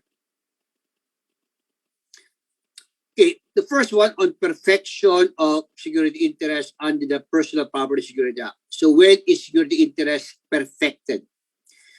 As you all know, before this new law, what are the modes of perfecting your interest over personal property? One, by possession, like in pledge. Third is registration, like in chattel mortgage, right? Now, this law combines the same. Registration, possession, but possession is only applicable for tangible, movable properties. And third one, by so-called control agreement, but only applicable for investment property and deposit accounts. So therefore, the rights granted to secured creditors, you all know the term secured creditors now covers both mortgagor and mortgagee and pledgee, right, for personal property. they're now commonly referred to as secured creditors. So you don't call them mortgagors anymore, pledgers, or mortgage or pledge anymore. It should be called them secured creditors. So they can perfect their security interest over personal property by registration, possession, and by a control agreement. But to emphasize, possession only applies to tangible, movable asset, and control agreement only applies to investment, property, and deposit accounts. Okay, let's give an example of a secured interest perfected by control agreement.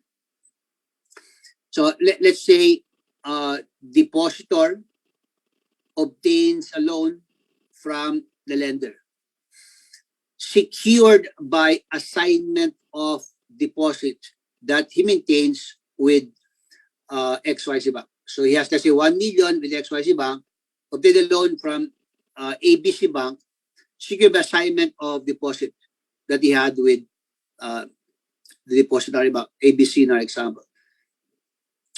So there's no need to register, right? That kind of arrangement.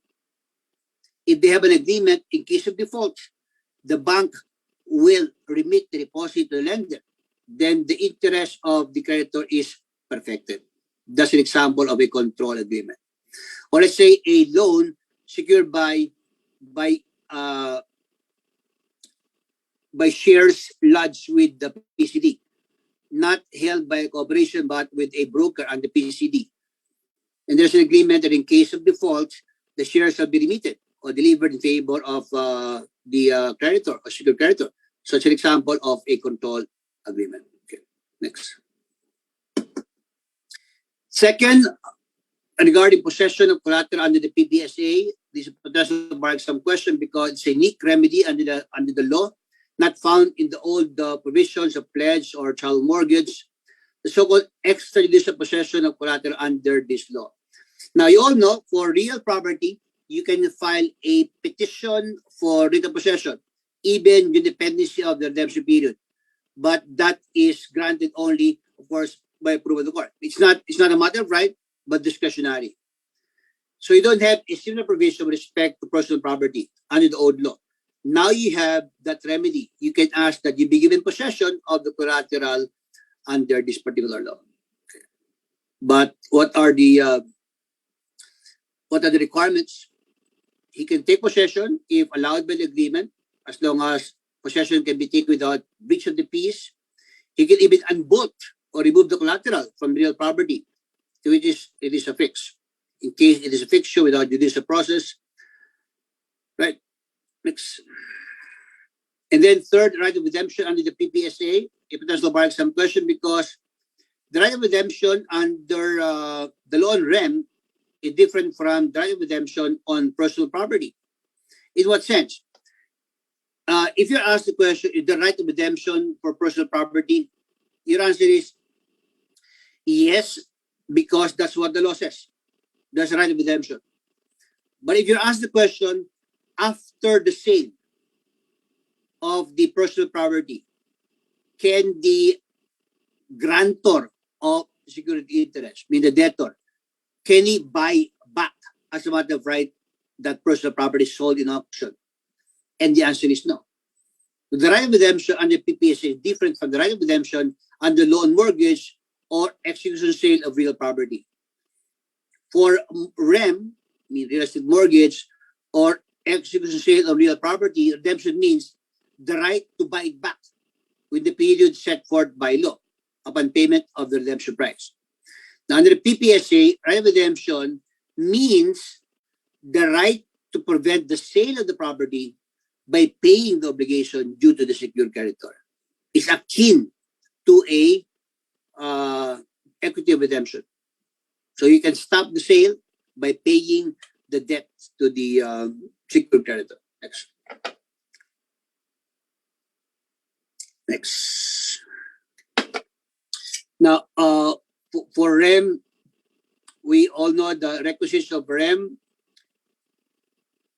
So mortgage must be to secure the fulfillment of principal obligation. Mortgagor must be the absolute owner of the movable for disposal of the property, and subject to the condition that the principal obligation becomes due, the collateral may be alienated for payment to the creditor. recorded in the registry of property. The recordation mortgage is not binding against third parties.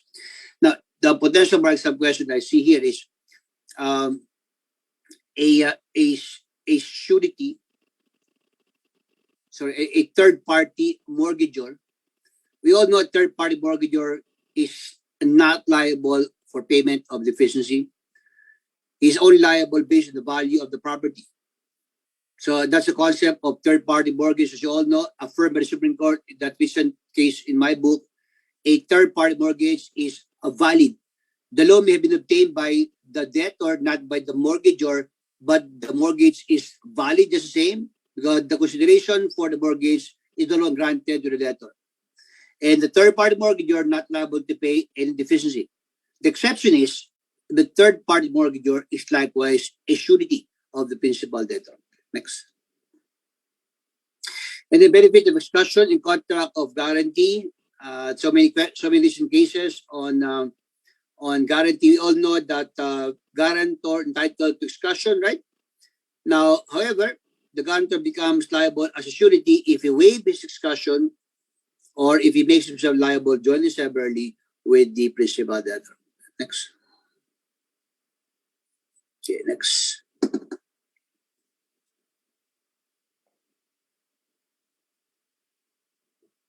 Now second to the last topic of our presentation,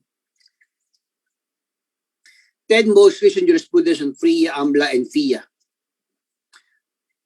On FRIA,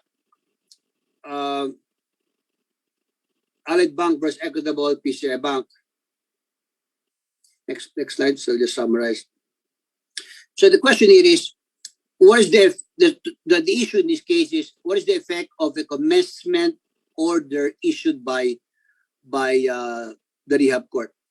Now, this case was decided based on the old rules on corporate rehab, the interim rules, but the Supreme Court also made reference to FRIA. So the Supreme Court said in this case that a commencement order retroacts to the date of the filing of the petition. So let's say petition filed today, June 24, and then commencement order issued after 4 days from issuance or filing of the petition. The court has 5 days, as you all know, to examine whether or not the petition is sufficient form and substance.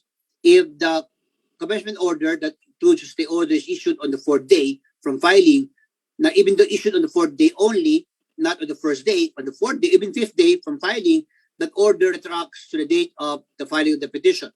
Therefore, anything in between, like set off of deposit in between, is nullified. Execution, attachment, injunction granted in between, meaning between filing of the petition and issuance of the commencement order, they are all nullified. Because, as we said, it retroacts to the date of the filing of the petition. Now, Supreme Court said, more so if the set-off was done after the issuance of the commencement order. That set-off should be nullified. Next. Case and Builder versus Court of Appeals. Now, the principle in this case is a commencement order that includes the order suspends all cases or suits filed against the distressed debtor at any stage of the proceeding, even pending appeal with the Court of Appeals. Okay, what happened in this case? Say Ophelia purchased from Case and Builder a house and lot. Now, the contract to sell was later on converted into an investment agreement. The investment agreement, the developer, Case and Builder, is supposed to remit X amount to Ophelia. So Case and Builder did not remit a monthly interest. As a result, Ophelia filed a collection suit against Case and Builder and its president. So Case and Builder and its president were made liable jointly severally to Ophelia. So, meaning Case and Builder lost the case to Ophelia. Case and Builder appealed to the Court of Appeals. In the meantime, Case and Builder filed a petition for rehab and got a commencement order that includes a stay order. The question is, can the CA appeal proceed despite the rehab petition filed by Quezon. The Court of Appeal said that the appeal is different from the rehab case because they involve different parties. But the Supreme Court said the CA is wrong. Once you have a commencement order, then the stay order that is part of the commencement order has the effect of suspending the suit in whatever stage of proceeding, except appeal with the Supreme Court. So appeal to CA is likewise suspended. And the Supreme Court explained why. The Supreme Court said that what is the consequence or the objective when you file a petition for rehab? The objective is to give the debtor the chance to be rehabilitated, to be restored to former state of solvency and successful operation to adoption of viable rehab plan, unminded or distracted by court suits. While the case pending, in other words, let the rehab receiver focus on rehabilitating the company without having to attend to the various suits filed against the distressed debtor. So, of course, that cannot be accomplished if you allow the CA case to continue. Also, in this case, as I mentioned earlier, the Supreme Court, citing the FRIA provision, made very clear that only appeal to Supreme Court, not appeal to CA, is accepted or not covered by the stay order. So appeal to CA should not continue because of the effect of the stay order that is part of the commencement order. Next.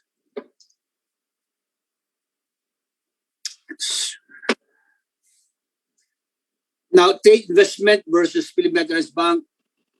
So, well, what happened in this case? Philippine Veterans Bank invested in a notes issued by Philippine Phosphate Corporation, PhilPhos. No?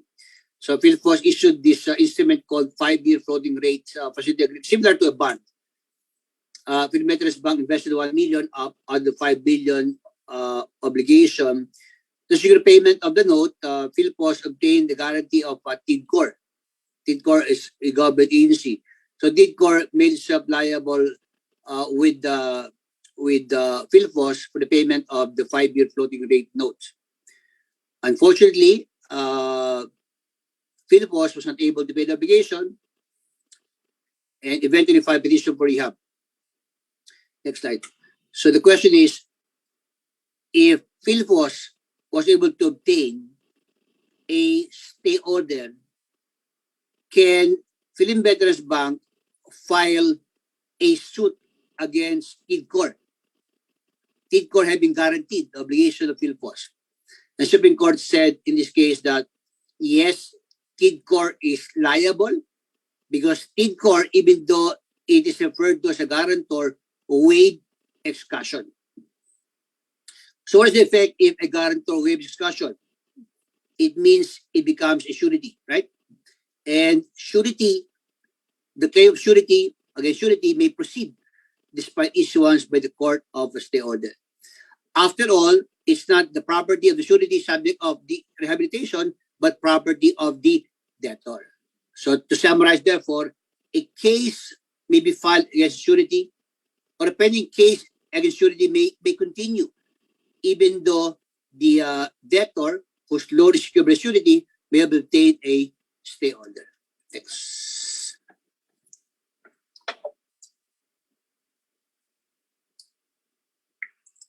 Well, First Bank versus Union Bank reiterates the same rule that a claim against surety may continue despite a stay order. Next. Okay, next. Now, Medebank versus Fortuna. This is very interesting. When can you file a petition for next slide to petition for rehabilitation?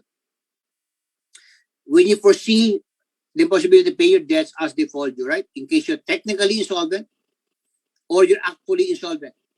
So when are you technically insolvent? If you have more assets than liabilities, but you foresee the possibility to pay your debts as they fall due. Or you're actually insolvent if your assets are less than your liabilities, right? Okay. Now, this case was decided under the interim rules, but the Supreme Court made reference to FRIA. Right. So what does this case tell us? So the law, old rules in FRIA provide that a debtor who foresees the impossibility of paying debts as they fall due may file a petition for rehab. What debts are referred to? Debts maturing or debts already matured?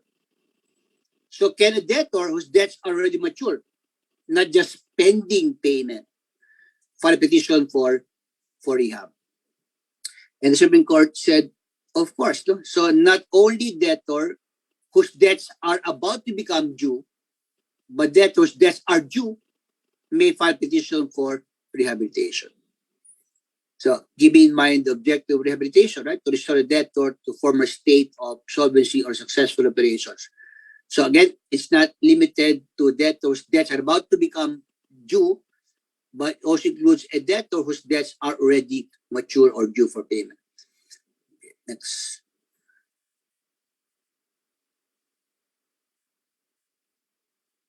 Okay, kindly back up. Even though the Supreme Court said that that the Fortuna may file petition for rehab, the rehab petition should be dismissed. Why?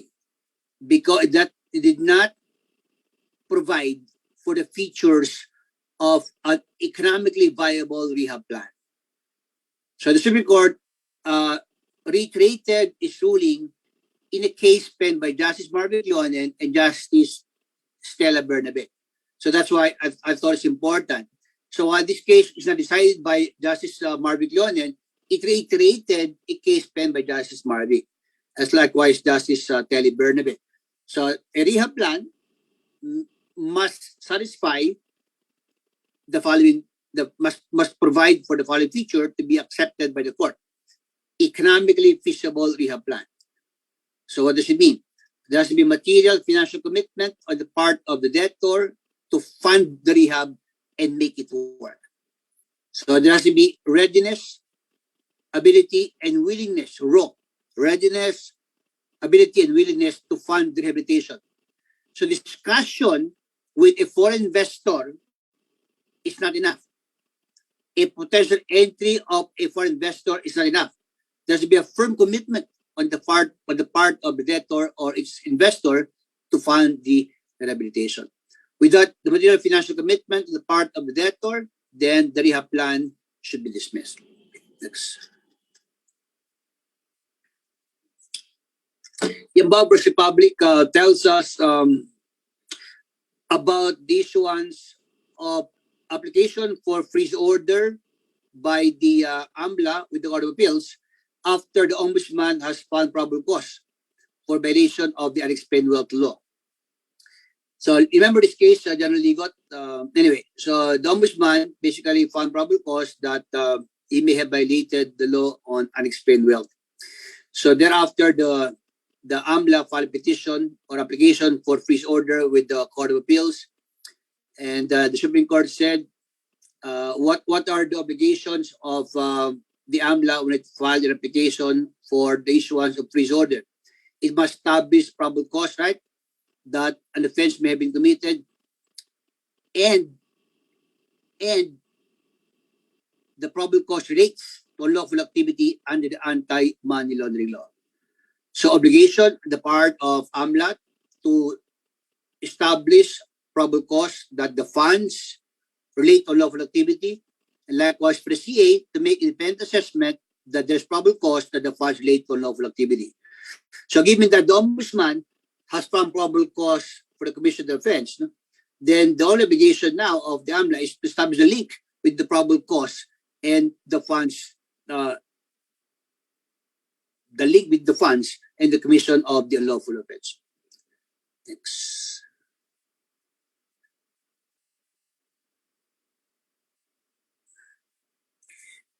Okay, now PDIC versus Gidwan is very interesting. Why is this related to money laundering? This is what the Supreme Court said in this case. Unlawful splitting of deposits constitute laundered funds and therefore not covered with PDIC. What happened in this case? Manu Gidwani falsified official documents by making a true statement of ownership and deposit insurance claim with the PDIC. So he was a deposit of Legacy Bank.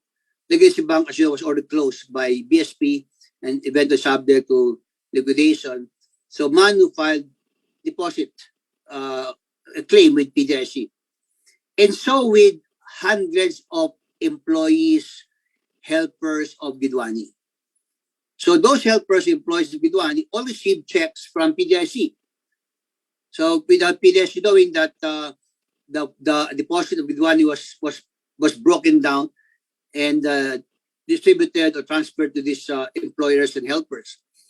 So PDIC issued various checks to these employers and helpers, and this is a problem insofar as Bidwani is concerned. They all ended up in the account of Bidwani. So PDIC got curious. Why were these checks we issued to these individuals ended up being deposited in the account of Bidwani? It turned out that all of those deposits owned by Bidwani, and he split the deposit and transferred them to various beneficiaries without any right to deposit. So what is splitting of deposit? When the amount is in excess of the maximum insurance coverage under the law, more than 500,000, and depositor breaks it down into different amounts, transfers to different beneficiaries without real interest in the deposit, if done within 120 days before the closure of the bank. So the Supreme Court said monies arising from unlawful splitting of deposit constitute laundered funds and therefore not entitled to recovery under the PDIC law. Next. Now, well, it was included in relation to the PDIC case that we cited.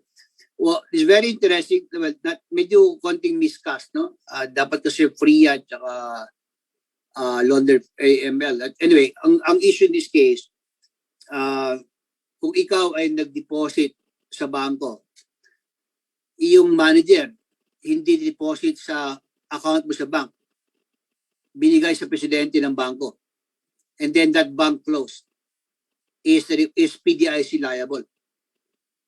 So you have a situation where depositor thought he made an actual deposit with the bank. Instead, it was not credited to his account, but credited to the account of the president. No doubt the bank is liable. But the issue in this case, whether the PDIC is liable to pay the claim of the depositor. And the Supreme Court said PDIC is not liable because the bank did not receive deposit. It was credited to the account of the president, not credited to the account of the bank. The liability PDIC is statutory, dependent on the receipt by the bank of actual deposit. Next.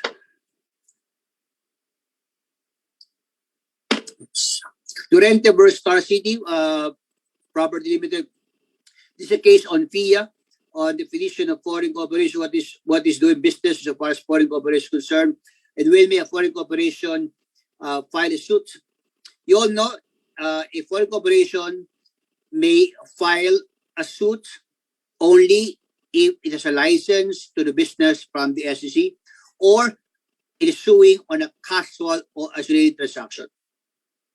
Now, the Supreme Court said in this case that enforcement of the warranty of a drawer and endorser is only an isolated transaction. Therefore, it can be pursued by the foreign corporation despite the lack of license to the business from the SEC. What happened in this case? This case very interesting. Llorente was a casino player. So he would play, in this case, no? He played in the casino of Star City, Australia. Before going to Sydney, Australia, where Star City was located or was doing business, he purchased a draft from Banco de Oro. Ppsa Bank na Banco de Oro. All right. So the drawer of the draft was Ppsa Bank na Banco de Oro. The drawer instructed his correspondent bank in Sydney, the drawee, to pay Llorente. So Llorente negotiated the draft to Star City.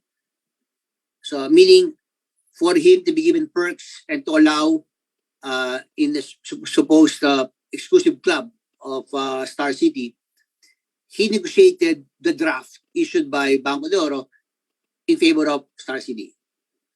All right. He claimed that he was cheated by Star City. So instructed Banco de Oro, Ppsa Bank, na bank stop payment of the draft. So upon the instruction of Llorente, Ppsa Bank issued a stop payment order to the drawee in CD. So drawee did not pay the holder of the draft, Star City.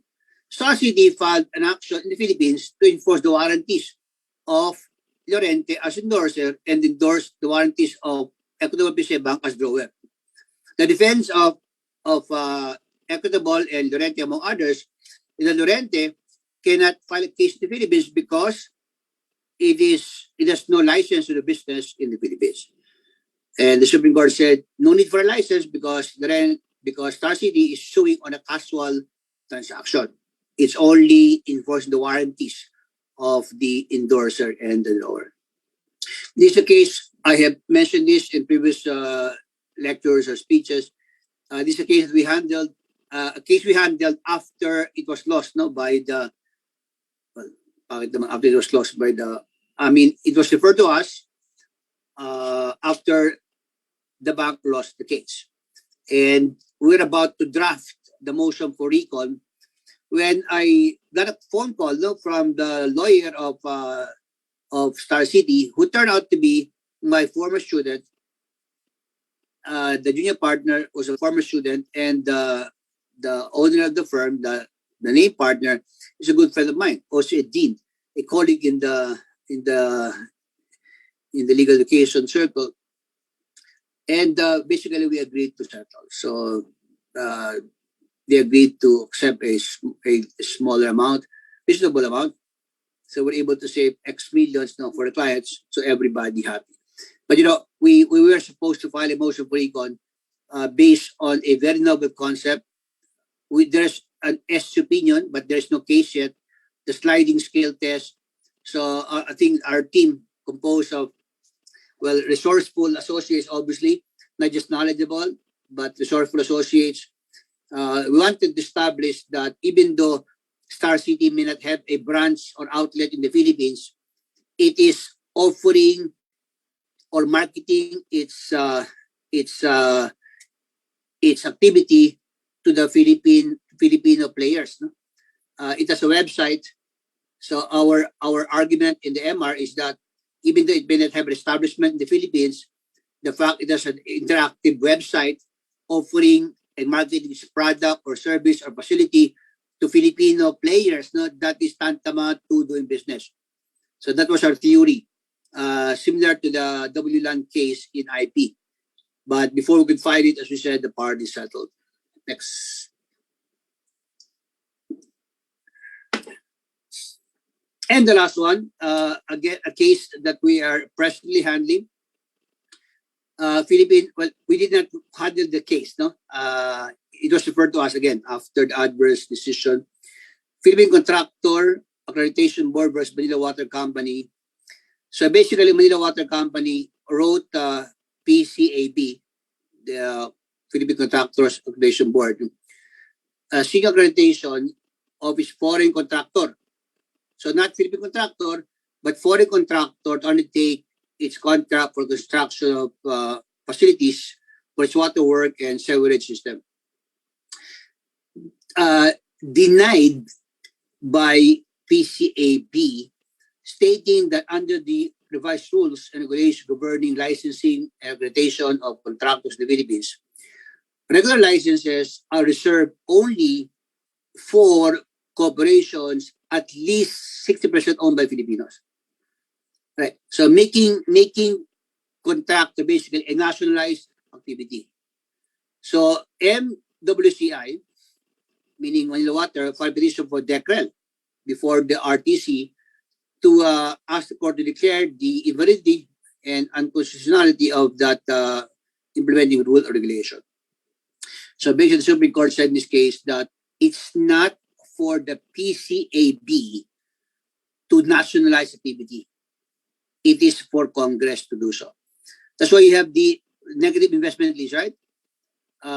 First law and negative investment lease. So Philippine contractor is not included in the negative investment lease. So this regulation was declared to be unconstitutional. So it's not for the board, to nationalize activity, but for Congress or the executive by coming up with this negative investment list. Next.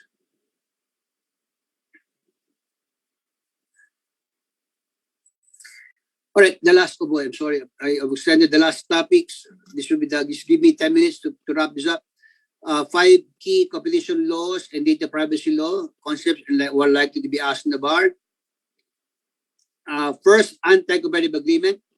So what are the 3 violations under the PCC law?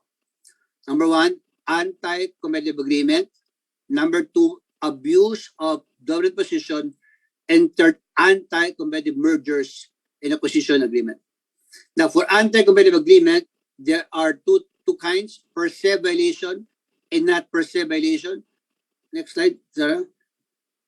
So per se violation, like price restriction and bid rigging. And then what about the not? Next slide, Sarah. Well, wala yatong time. So, made na tawag na not per se violation, they become violation only if there is the effect of restricting, preventing competition. Okay, the next one is abuse of dominant position. Similar to anti-competitive agreement, abuse of dominant position, subject of current events as the PCC narrows down on businesses that exercise as such. Important to stress that there's nothing wrong with having a dominant position. What is wrong is to abuse the dominant position.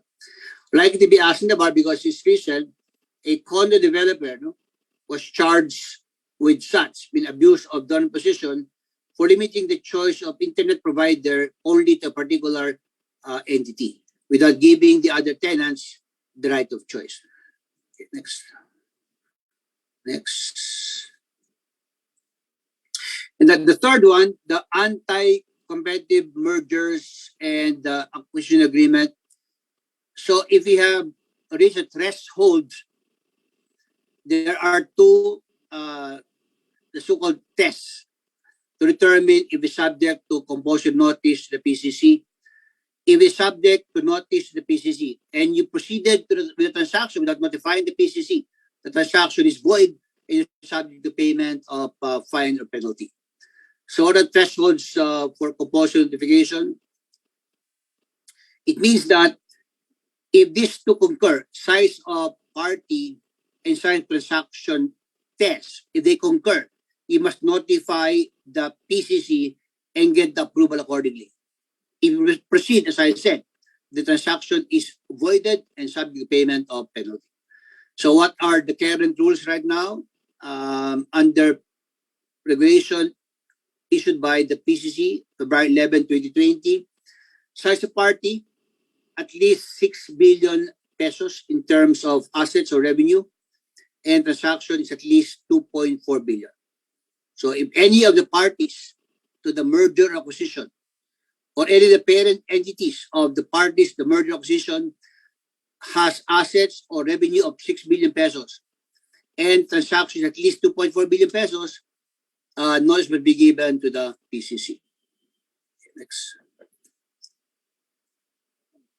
And the 5 pillars of data privacy, accountability, and compliance. So what are the 5 pillars of data privacy, compliance, and accountability? You have to appoint a data protection officer, conduct a privacy risk assessment, establish privacy management program. You have to have your own manual, implement privacy and data protection measures, and exercise breach reporting procedure. And the last one, because this, I remember that Marvick discussing this, saying that there'll be a question on data privacy. And he referred to the right of the data subject to remove or block or erase or destroy data. So the so-called rights of data subject.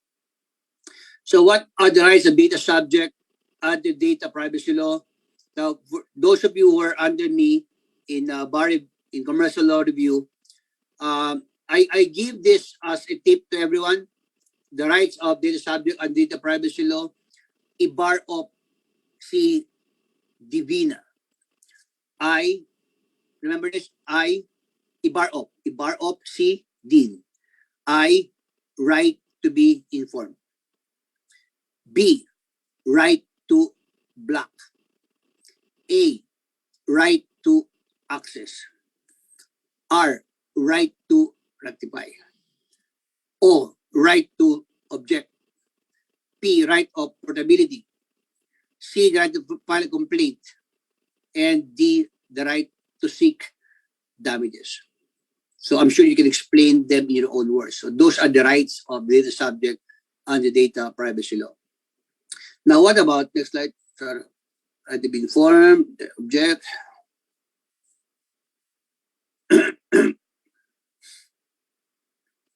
Now, what about the right to be forgotten? Is this right recognized under the PA? So it's not explicitly enumerated in the data privacy law. It's not part of the IBAR OPCD. But the authority is to the effect that is included in the right to block, erase, or remove. What is the right to be forgotten? So the right to be forgotten is a right recognized by the Court of Justice of the European Union. It means that the right of a person, like to us, engine operator like Google, to have a particular information about him be no longer linked to his name by a list of results displayed following a search made on the basis of his name on the ground that the information appears to have been outdated, inadequate, or rendered false or irrelevant. So let's say a dean was charged with the violation of the anti-hazing law, but those cases have been dismissed. So that dean has the right to ask Google to remove, every time they search about his name, reference to the hazing supposed violation of the anti-hazing law. So the right to be forgotten, as we said, is a right. It's a form of erasure or blocking, and DPA may not be expressly included in data privacy law, but included or embraced by authority under the right to erase or block or remove.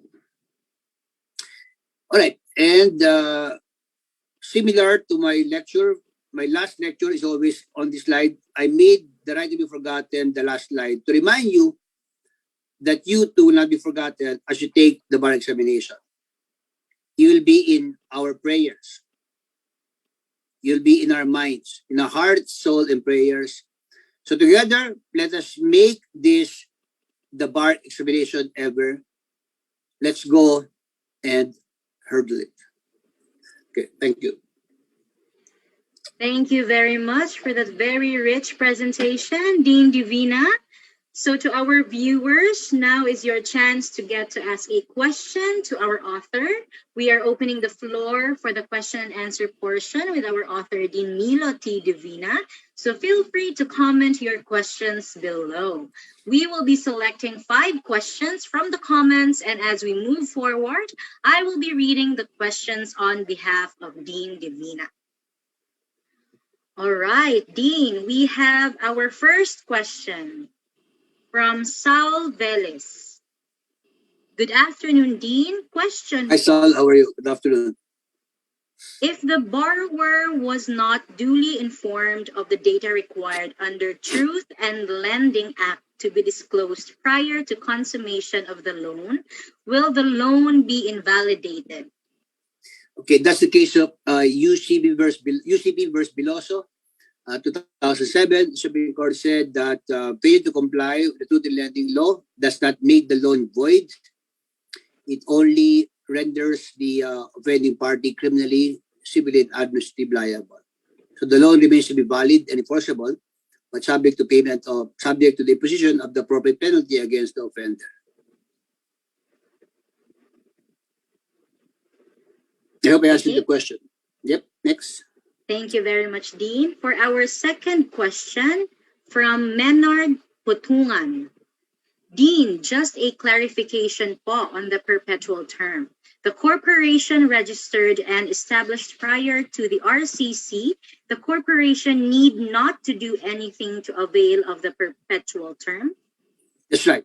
So the SEC said in its recent opinion that there's an automatic conversion from fixed term to one perpetual existence. So being automatic, there's no need to do anything to effect be conversion. So no need to adopt a board resolution or stockholder solution or to amend the articles of incorporation. You don't have to do anything, basically. Thank you for that, Dean. Okay, for our third question po, from Troy Abitona. What about Shopee and Lazada? Can they be held liable as common carrier for loss of goods ordered from them when the goods were delivered by a third-party reseller? That's a very, you're not the first one to ask me that question. A very interesting question. So are they liable as common carrier given that the principal activity is not to transport goods? Okay. We're not counsel for Lazada, so a case similar is a custom broker. Custom broker's principal duty is to pay import duties, sign import and declaration form, and facilitate the release of shipment for the custom. So transportation is never part of his business activity, right? But the Supreme Court said that the duty of the custom broker doesn't end with releasing the shipment from the custom. It is completed by delivery of the goods to the consignee. On that score, the Supreme Court said a custom broker is a common carrier. So it may be the principal activity, it's just only an ancillary activity of the custom broker, but part of his activity is the same. So based on that definition or Supreme Court decisions, it may be argued that Lazada may also be considered a common carrier. I'll probably change my opinion if they get this counsel. I'm just kidding. Just kidding. Thank you for that, Dean. Okay, for our second to the last question from Mr. Brian Josedel Claveria D. Can foreigners put up one-person corporation? Can foreigners put up a one-person corporation? So the SEC said yes. So there's no provision for a foreigner to put up a one-person corporation as long as that corporation will not engage in nationalized activity. Okay, and for our last question, Dean, from Nico Aguilar. Dean, good afternoon. What is your general advice to 2020 to 2021 bar examinees on effective mastery of the new special commercial laws found in the bar syllabus? So what is the advice I'll give? Yes, but what is your general advice to the bar examinees on effective mastery of the new special commercial laws found in the bar syllabus?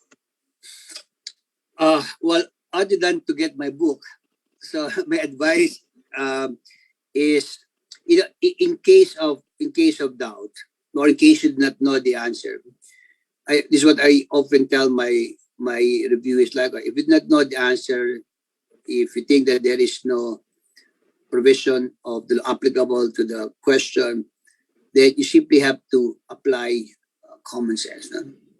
Your stock knowledge of the law and common sense. Meaning your gut feel. Was there any right violated? Is there any obligation imposed by law based on the facts or the question presented to me? And then before you answer the question, you pray. So common sense and prayer are my best advice if you don't know the answer to the question, or if you think that the question is not covered by any law or jurisprudence. Thank you very much, Dean. And that's it for our question and answer portion. And we're very much sure that our law learners have learned a lot from you in today's event. And we're very sure that because of this, they will surely pass the bar. Indeed, Rex is very honored to have been chosen and entrusted with your expertise and to share in your legacy as one of the greatest pillars of law in the Philippines. Once again, congratulations and thank you, Dean Divina. Thank you, everyone. Okay, bye-bye. All right, to everyone whose questions were chosen, a Rex representative will approach you to get your details, for you will be receiving Divina Law Essentials and merchandise. All right, this time, as promised, we will now be having our raffle. We will now be giving away 5 Divina Law Essentials and merchandise. And of course, we will also be drawing 5 winners of a copy of these new books. Who will be the 5 lucky winners to win the books? Divina on Commercial Law, a comprehensive guide, volumes 1 and 2 by our beloved Rex author, Dean Nilo Divina. Again, reminder, we will be announcing the name of the lucky person for this raffle wheel. If your name is called, please comment down present so we know you're here with us and we can verify if it's you who won. However, if after 30 seconds we do not see any comment, we will be drawing another winner from our list of registrants. So, good luck. Please spin the wheel.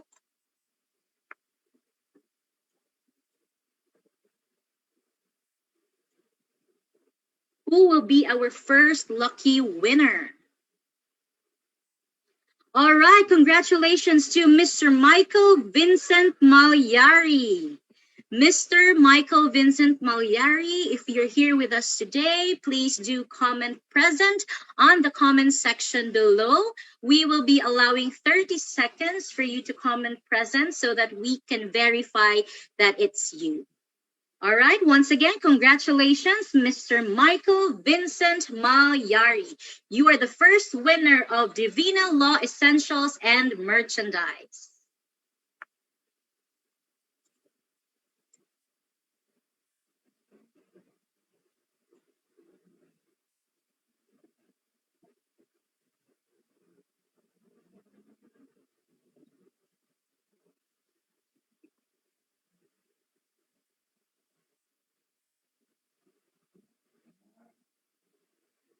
All right, congratulations. Congratulations to Mr. Michael Malyari. You just won a Divina Law Essentials and merchandise. Okay, so next, let's move on to our second winner.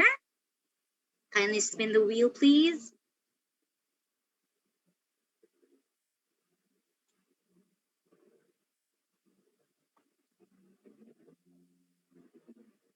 For our second winner, congratulations to Ms. Maribel Nicole.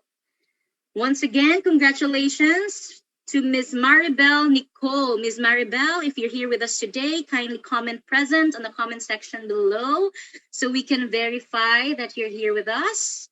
We will be giving you 30 seconds to comment present. All right, congratulations. Congratulations to Miss Maribel. You just won a Divina Law Essentials and merchandise. All right. For our third winner,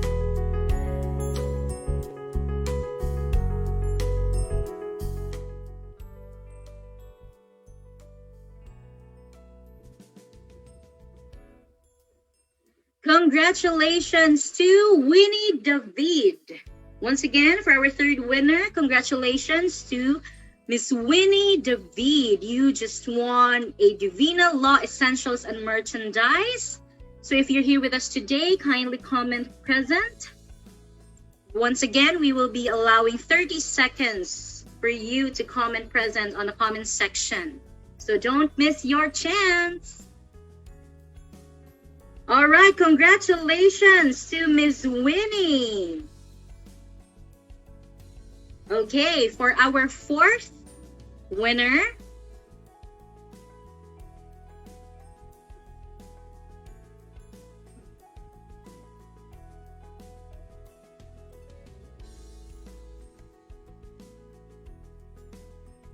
all right, congratulations to Mr. Omilkar Moksana.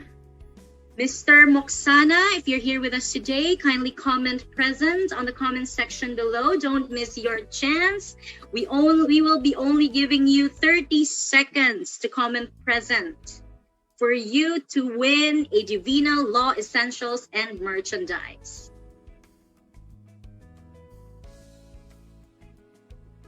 All right, so for everyone's information, the first 5 winners will win a Divina Law Essentials and merchandise, and for our next 5 winners will win a copy of Dean Divina's new books.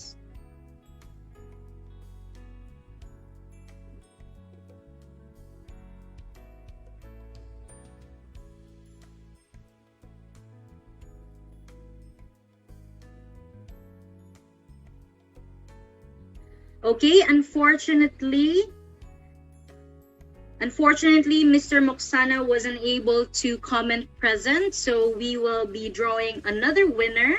So we have 2 more slots for the Divina Law Essentials and merchandise. So can we please spin the wheel?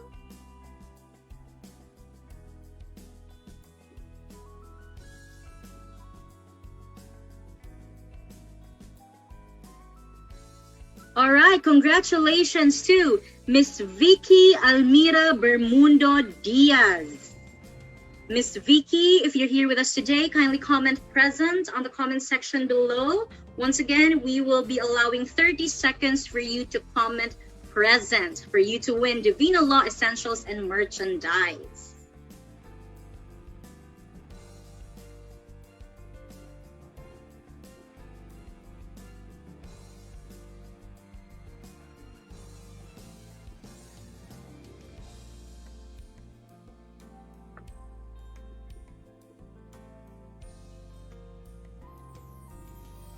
Once again, congratulations to Miss Vicky Almira Bermundo Diaz. Miss Vicky, if you're here with us today, kindly comment present.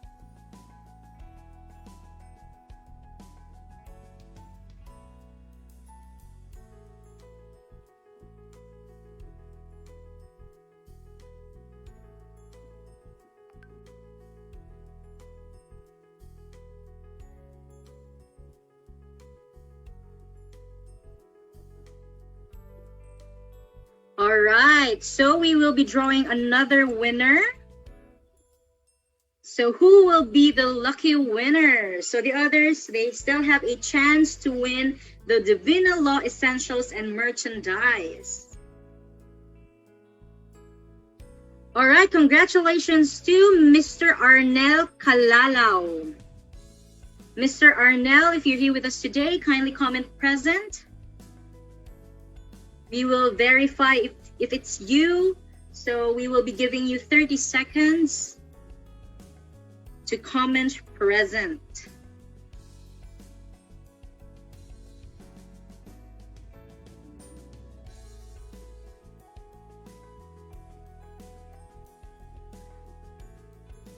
All right, congratulations to Mr. Arnel Kalalao. You just won a Divina Law Essentials and merchandise. Okay, for our last winner for the Divina Law Essentials and merchandise, and we will move on to the new books. Okay, so kindly spin the wheel, please.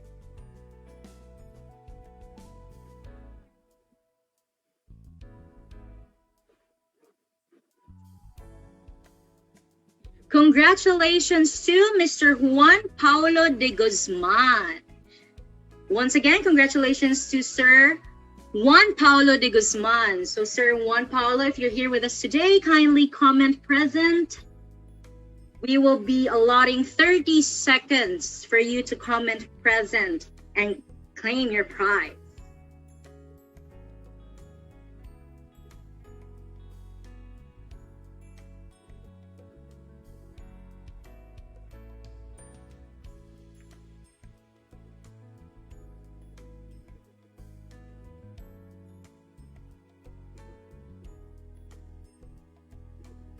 All right, congratulations to Mr. Juan Paulo de Guzman.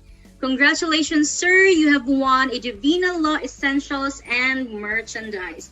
So to the first lucky winners that we called earlier, you just won a Divina Law Essentials and merchandise. So moving forward, we will now be drawing 5 winners of a copy of Dean Nilo Divina's new books, Divina on Commercial Law, A Comprehensive Guide, Volumes 1 and 2. All right, so let's spin the wheel.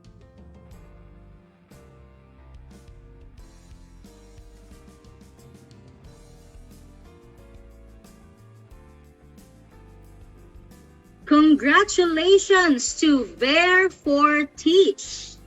Once again, congratulations for our first winner, Ver for Teach. If you're here with us today, kindly comment present for you to win Dean Divina's new books. Once again, we will be giving you 30 seconds to comment present on the comments section.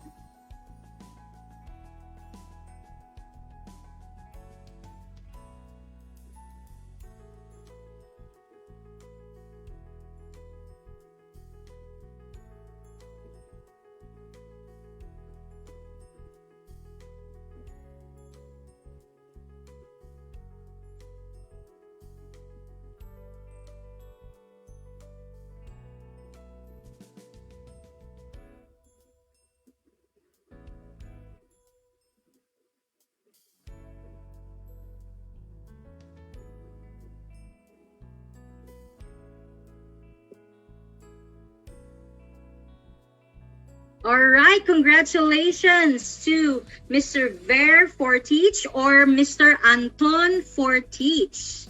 You're the first winner for the Dean's Nilo Divina's new books. All right, let's go to our second winner.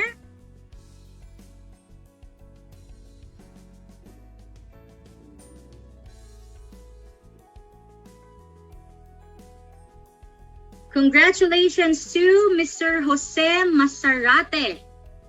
Once again, congratulations to Mr. Jose Masarate. Sir Jose, if you're here with us today, kindly comment present. We will be giving you 30 seconds to comment present on the comment section for you to win Dean Divina's new books.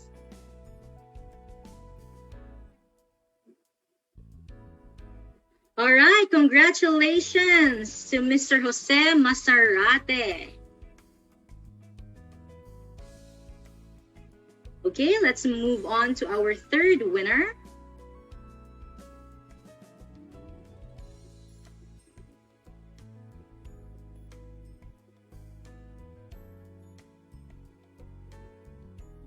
Congratulations to Danielle Luis Bugayong. Once again, congratulations to Danielle Luis Bugayong. If you're here with us today, kindly comment present so that we can verify if it's you who won Dean Divina's new books.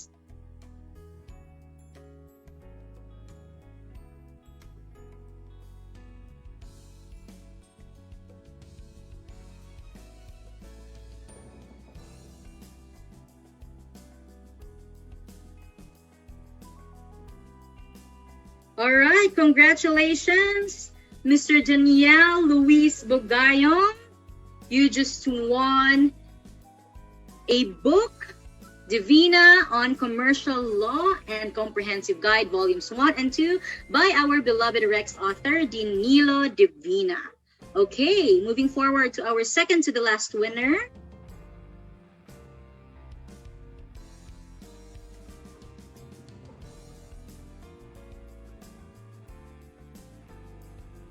Congratulations to Miss Evelyn Ariola Sunico. Once again, congratulations to Miss Evelyn Ariola Sunico. Miss Evelyn, if you're here with us today, please don't forget to comment present. We will be giving you 30 seconds for you to comment present in the comment section below.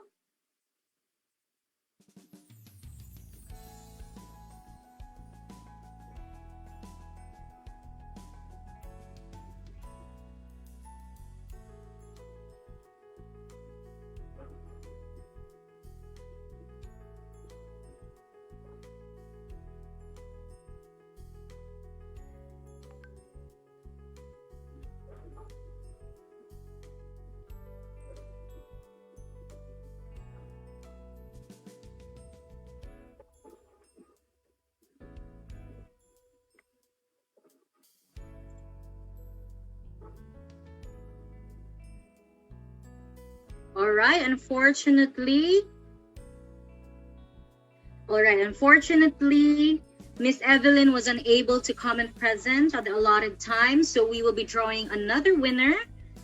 So to all who registered earlier for our online raffle, you still get a chance to win Dean Divina's new books. So for our second winner, all right, second to the last winner rather. All right, congratulations to Alexis de la Cruz. Once again, congratulations to Alexis de la Cruz.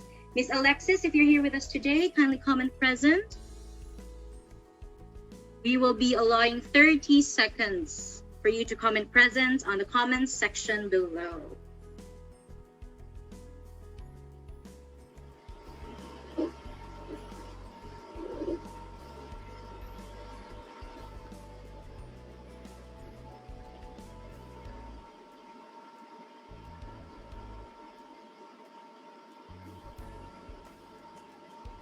Once again, for those who were called earlier for the first 5 lucky winners, you've won a Divina Law Essentials and merchandise. All right, congratulations to Miss Alexis de la Cruz. And for our last winner, kindly spin the wheel, please.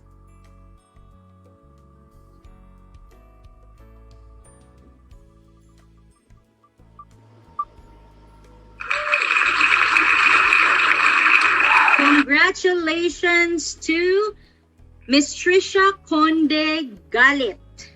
Once again, congratulations to our last winner, Miss Trisha Conde Galit. Miss Trisha, if you're here with us today, kindly comment present on the comment section below. We will be giving you 30 seconds to comment present so that we can verify if it's you.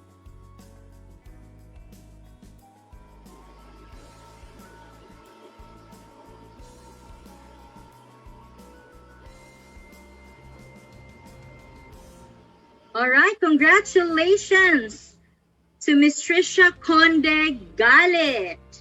All right, so to all the 10 winners, our first 5 lucky winners, you will be receiving a Divina Law Essentials and merchandise. And for our last 5 winners, you will win a copy of Dean Nilo Divina's new books, Divina on Commercial Law and Comprehensive Guide, Volumes 1 and 2. Once again, congratulations to our 10 lucky winners. And a Rex representative will be sending you an email on how to claim your prize. All right. This event has truly been very fruitful for each and everyone. And to officially close today's event, let us welcome Rex Education's Chief External Affairs Officer, Ms. Danda Cremelda I. Buhain, for her closing remarks. Good afternoon, everyone. Let me start by extending our gratitude to the Divina Law team and lawyers who joined us all throughout the program. Our thanks as well to Dean Maria Soledad de Riquito Mawis and to Dean Hemilito Festin for their very generous messages and for gracing today's event. To our very own chairman, Attorney Dominador Buhain, our Chief Executive Officer, Mr. Don Timothy Buhain, and our Chief Marketing Officer, Ms. John Marie Fontelera Tordesillas, thank you for sharing our commitment to legal education. Thank you also to our dear supportive members of the Philippine Association of Law Schools and Association of Law Students of the Philippines, and to all the students and bar reviewees who have actively participated in this event. Thank you so much for joining us today. And of course, to our dear author, Dean Nilo T. Divina, thank you for your generosity, for doing this book launch and bar lecture for the benefit of the students, especially the bar reviewees. Thank you for trusting Rex Education in publishing your magnum opus, this commemorative book of yours, thank you for being our partner in championing legal education. It is true that since last year, the Philippine legal education system has been facing unprecedented disruption, which have forced our law learners to stay at home. Around the Philippines, institutions, professors, students, and other stakeholders, especially the bar reviewists, have been collectively finding ways to keep up with learning amidst the crisis. We understand how challenging the experience can be. That's why we are grateful to you, Dean Nilo Divina, and to all our legal luminaries who have helped us to support and champion legal education amidst the situation. To our dear bar reviewees, a new journey is about to unfold before your eyes. As you take the exam and pass the bar, a completely new story begins. And a new start may be frustrating, especially the preparation process. But remember, the beginning is always the hardest. So don't give up. Dean Nilo Divina just proved that success comes from faith, undying passion, and relentless drive to achieve your dreams. So keep on going and pray for guidance, future lawyers of this country. Again, congratulations, Dean Nilo Divina, and thank you everyone for joining us today. I wish you all good health and safety and have a good evening. Thank you so much from Rex Education. Thank you very much, Ms. Danda Buhain. You're welcome. Thank you, ma'am. On that note, we have come to the end of this afternoon's program. Indeed, it was a very productive learning afternoon with our legal luminary, Dean Nilo T. Divina, and our distinguished guests from the field of law. In behalf of Rex Education, I would like to express our heartfelt gratitude for having been chosen as your partner in legal education. We look forward to more years of our fruitful partnership as we continue to work together to enable law students and lawyers achieve their dreams of becoming lawyers and excelling as one. To everyone who joined us this afternoon, thank you for learning with us and for choosing Rex to be your partner in learning. See you all on our next book launch and lecture. Thank you and keep soaring, Educampions.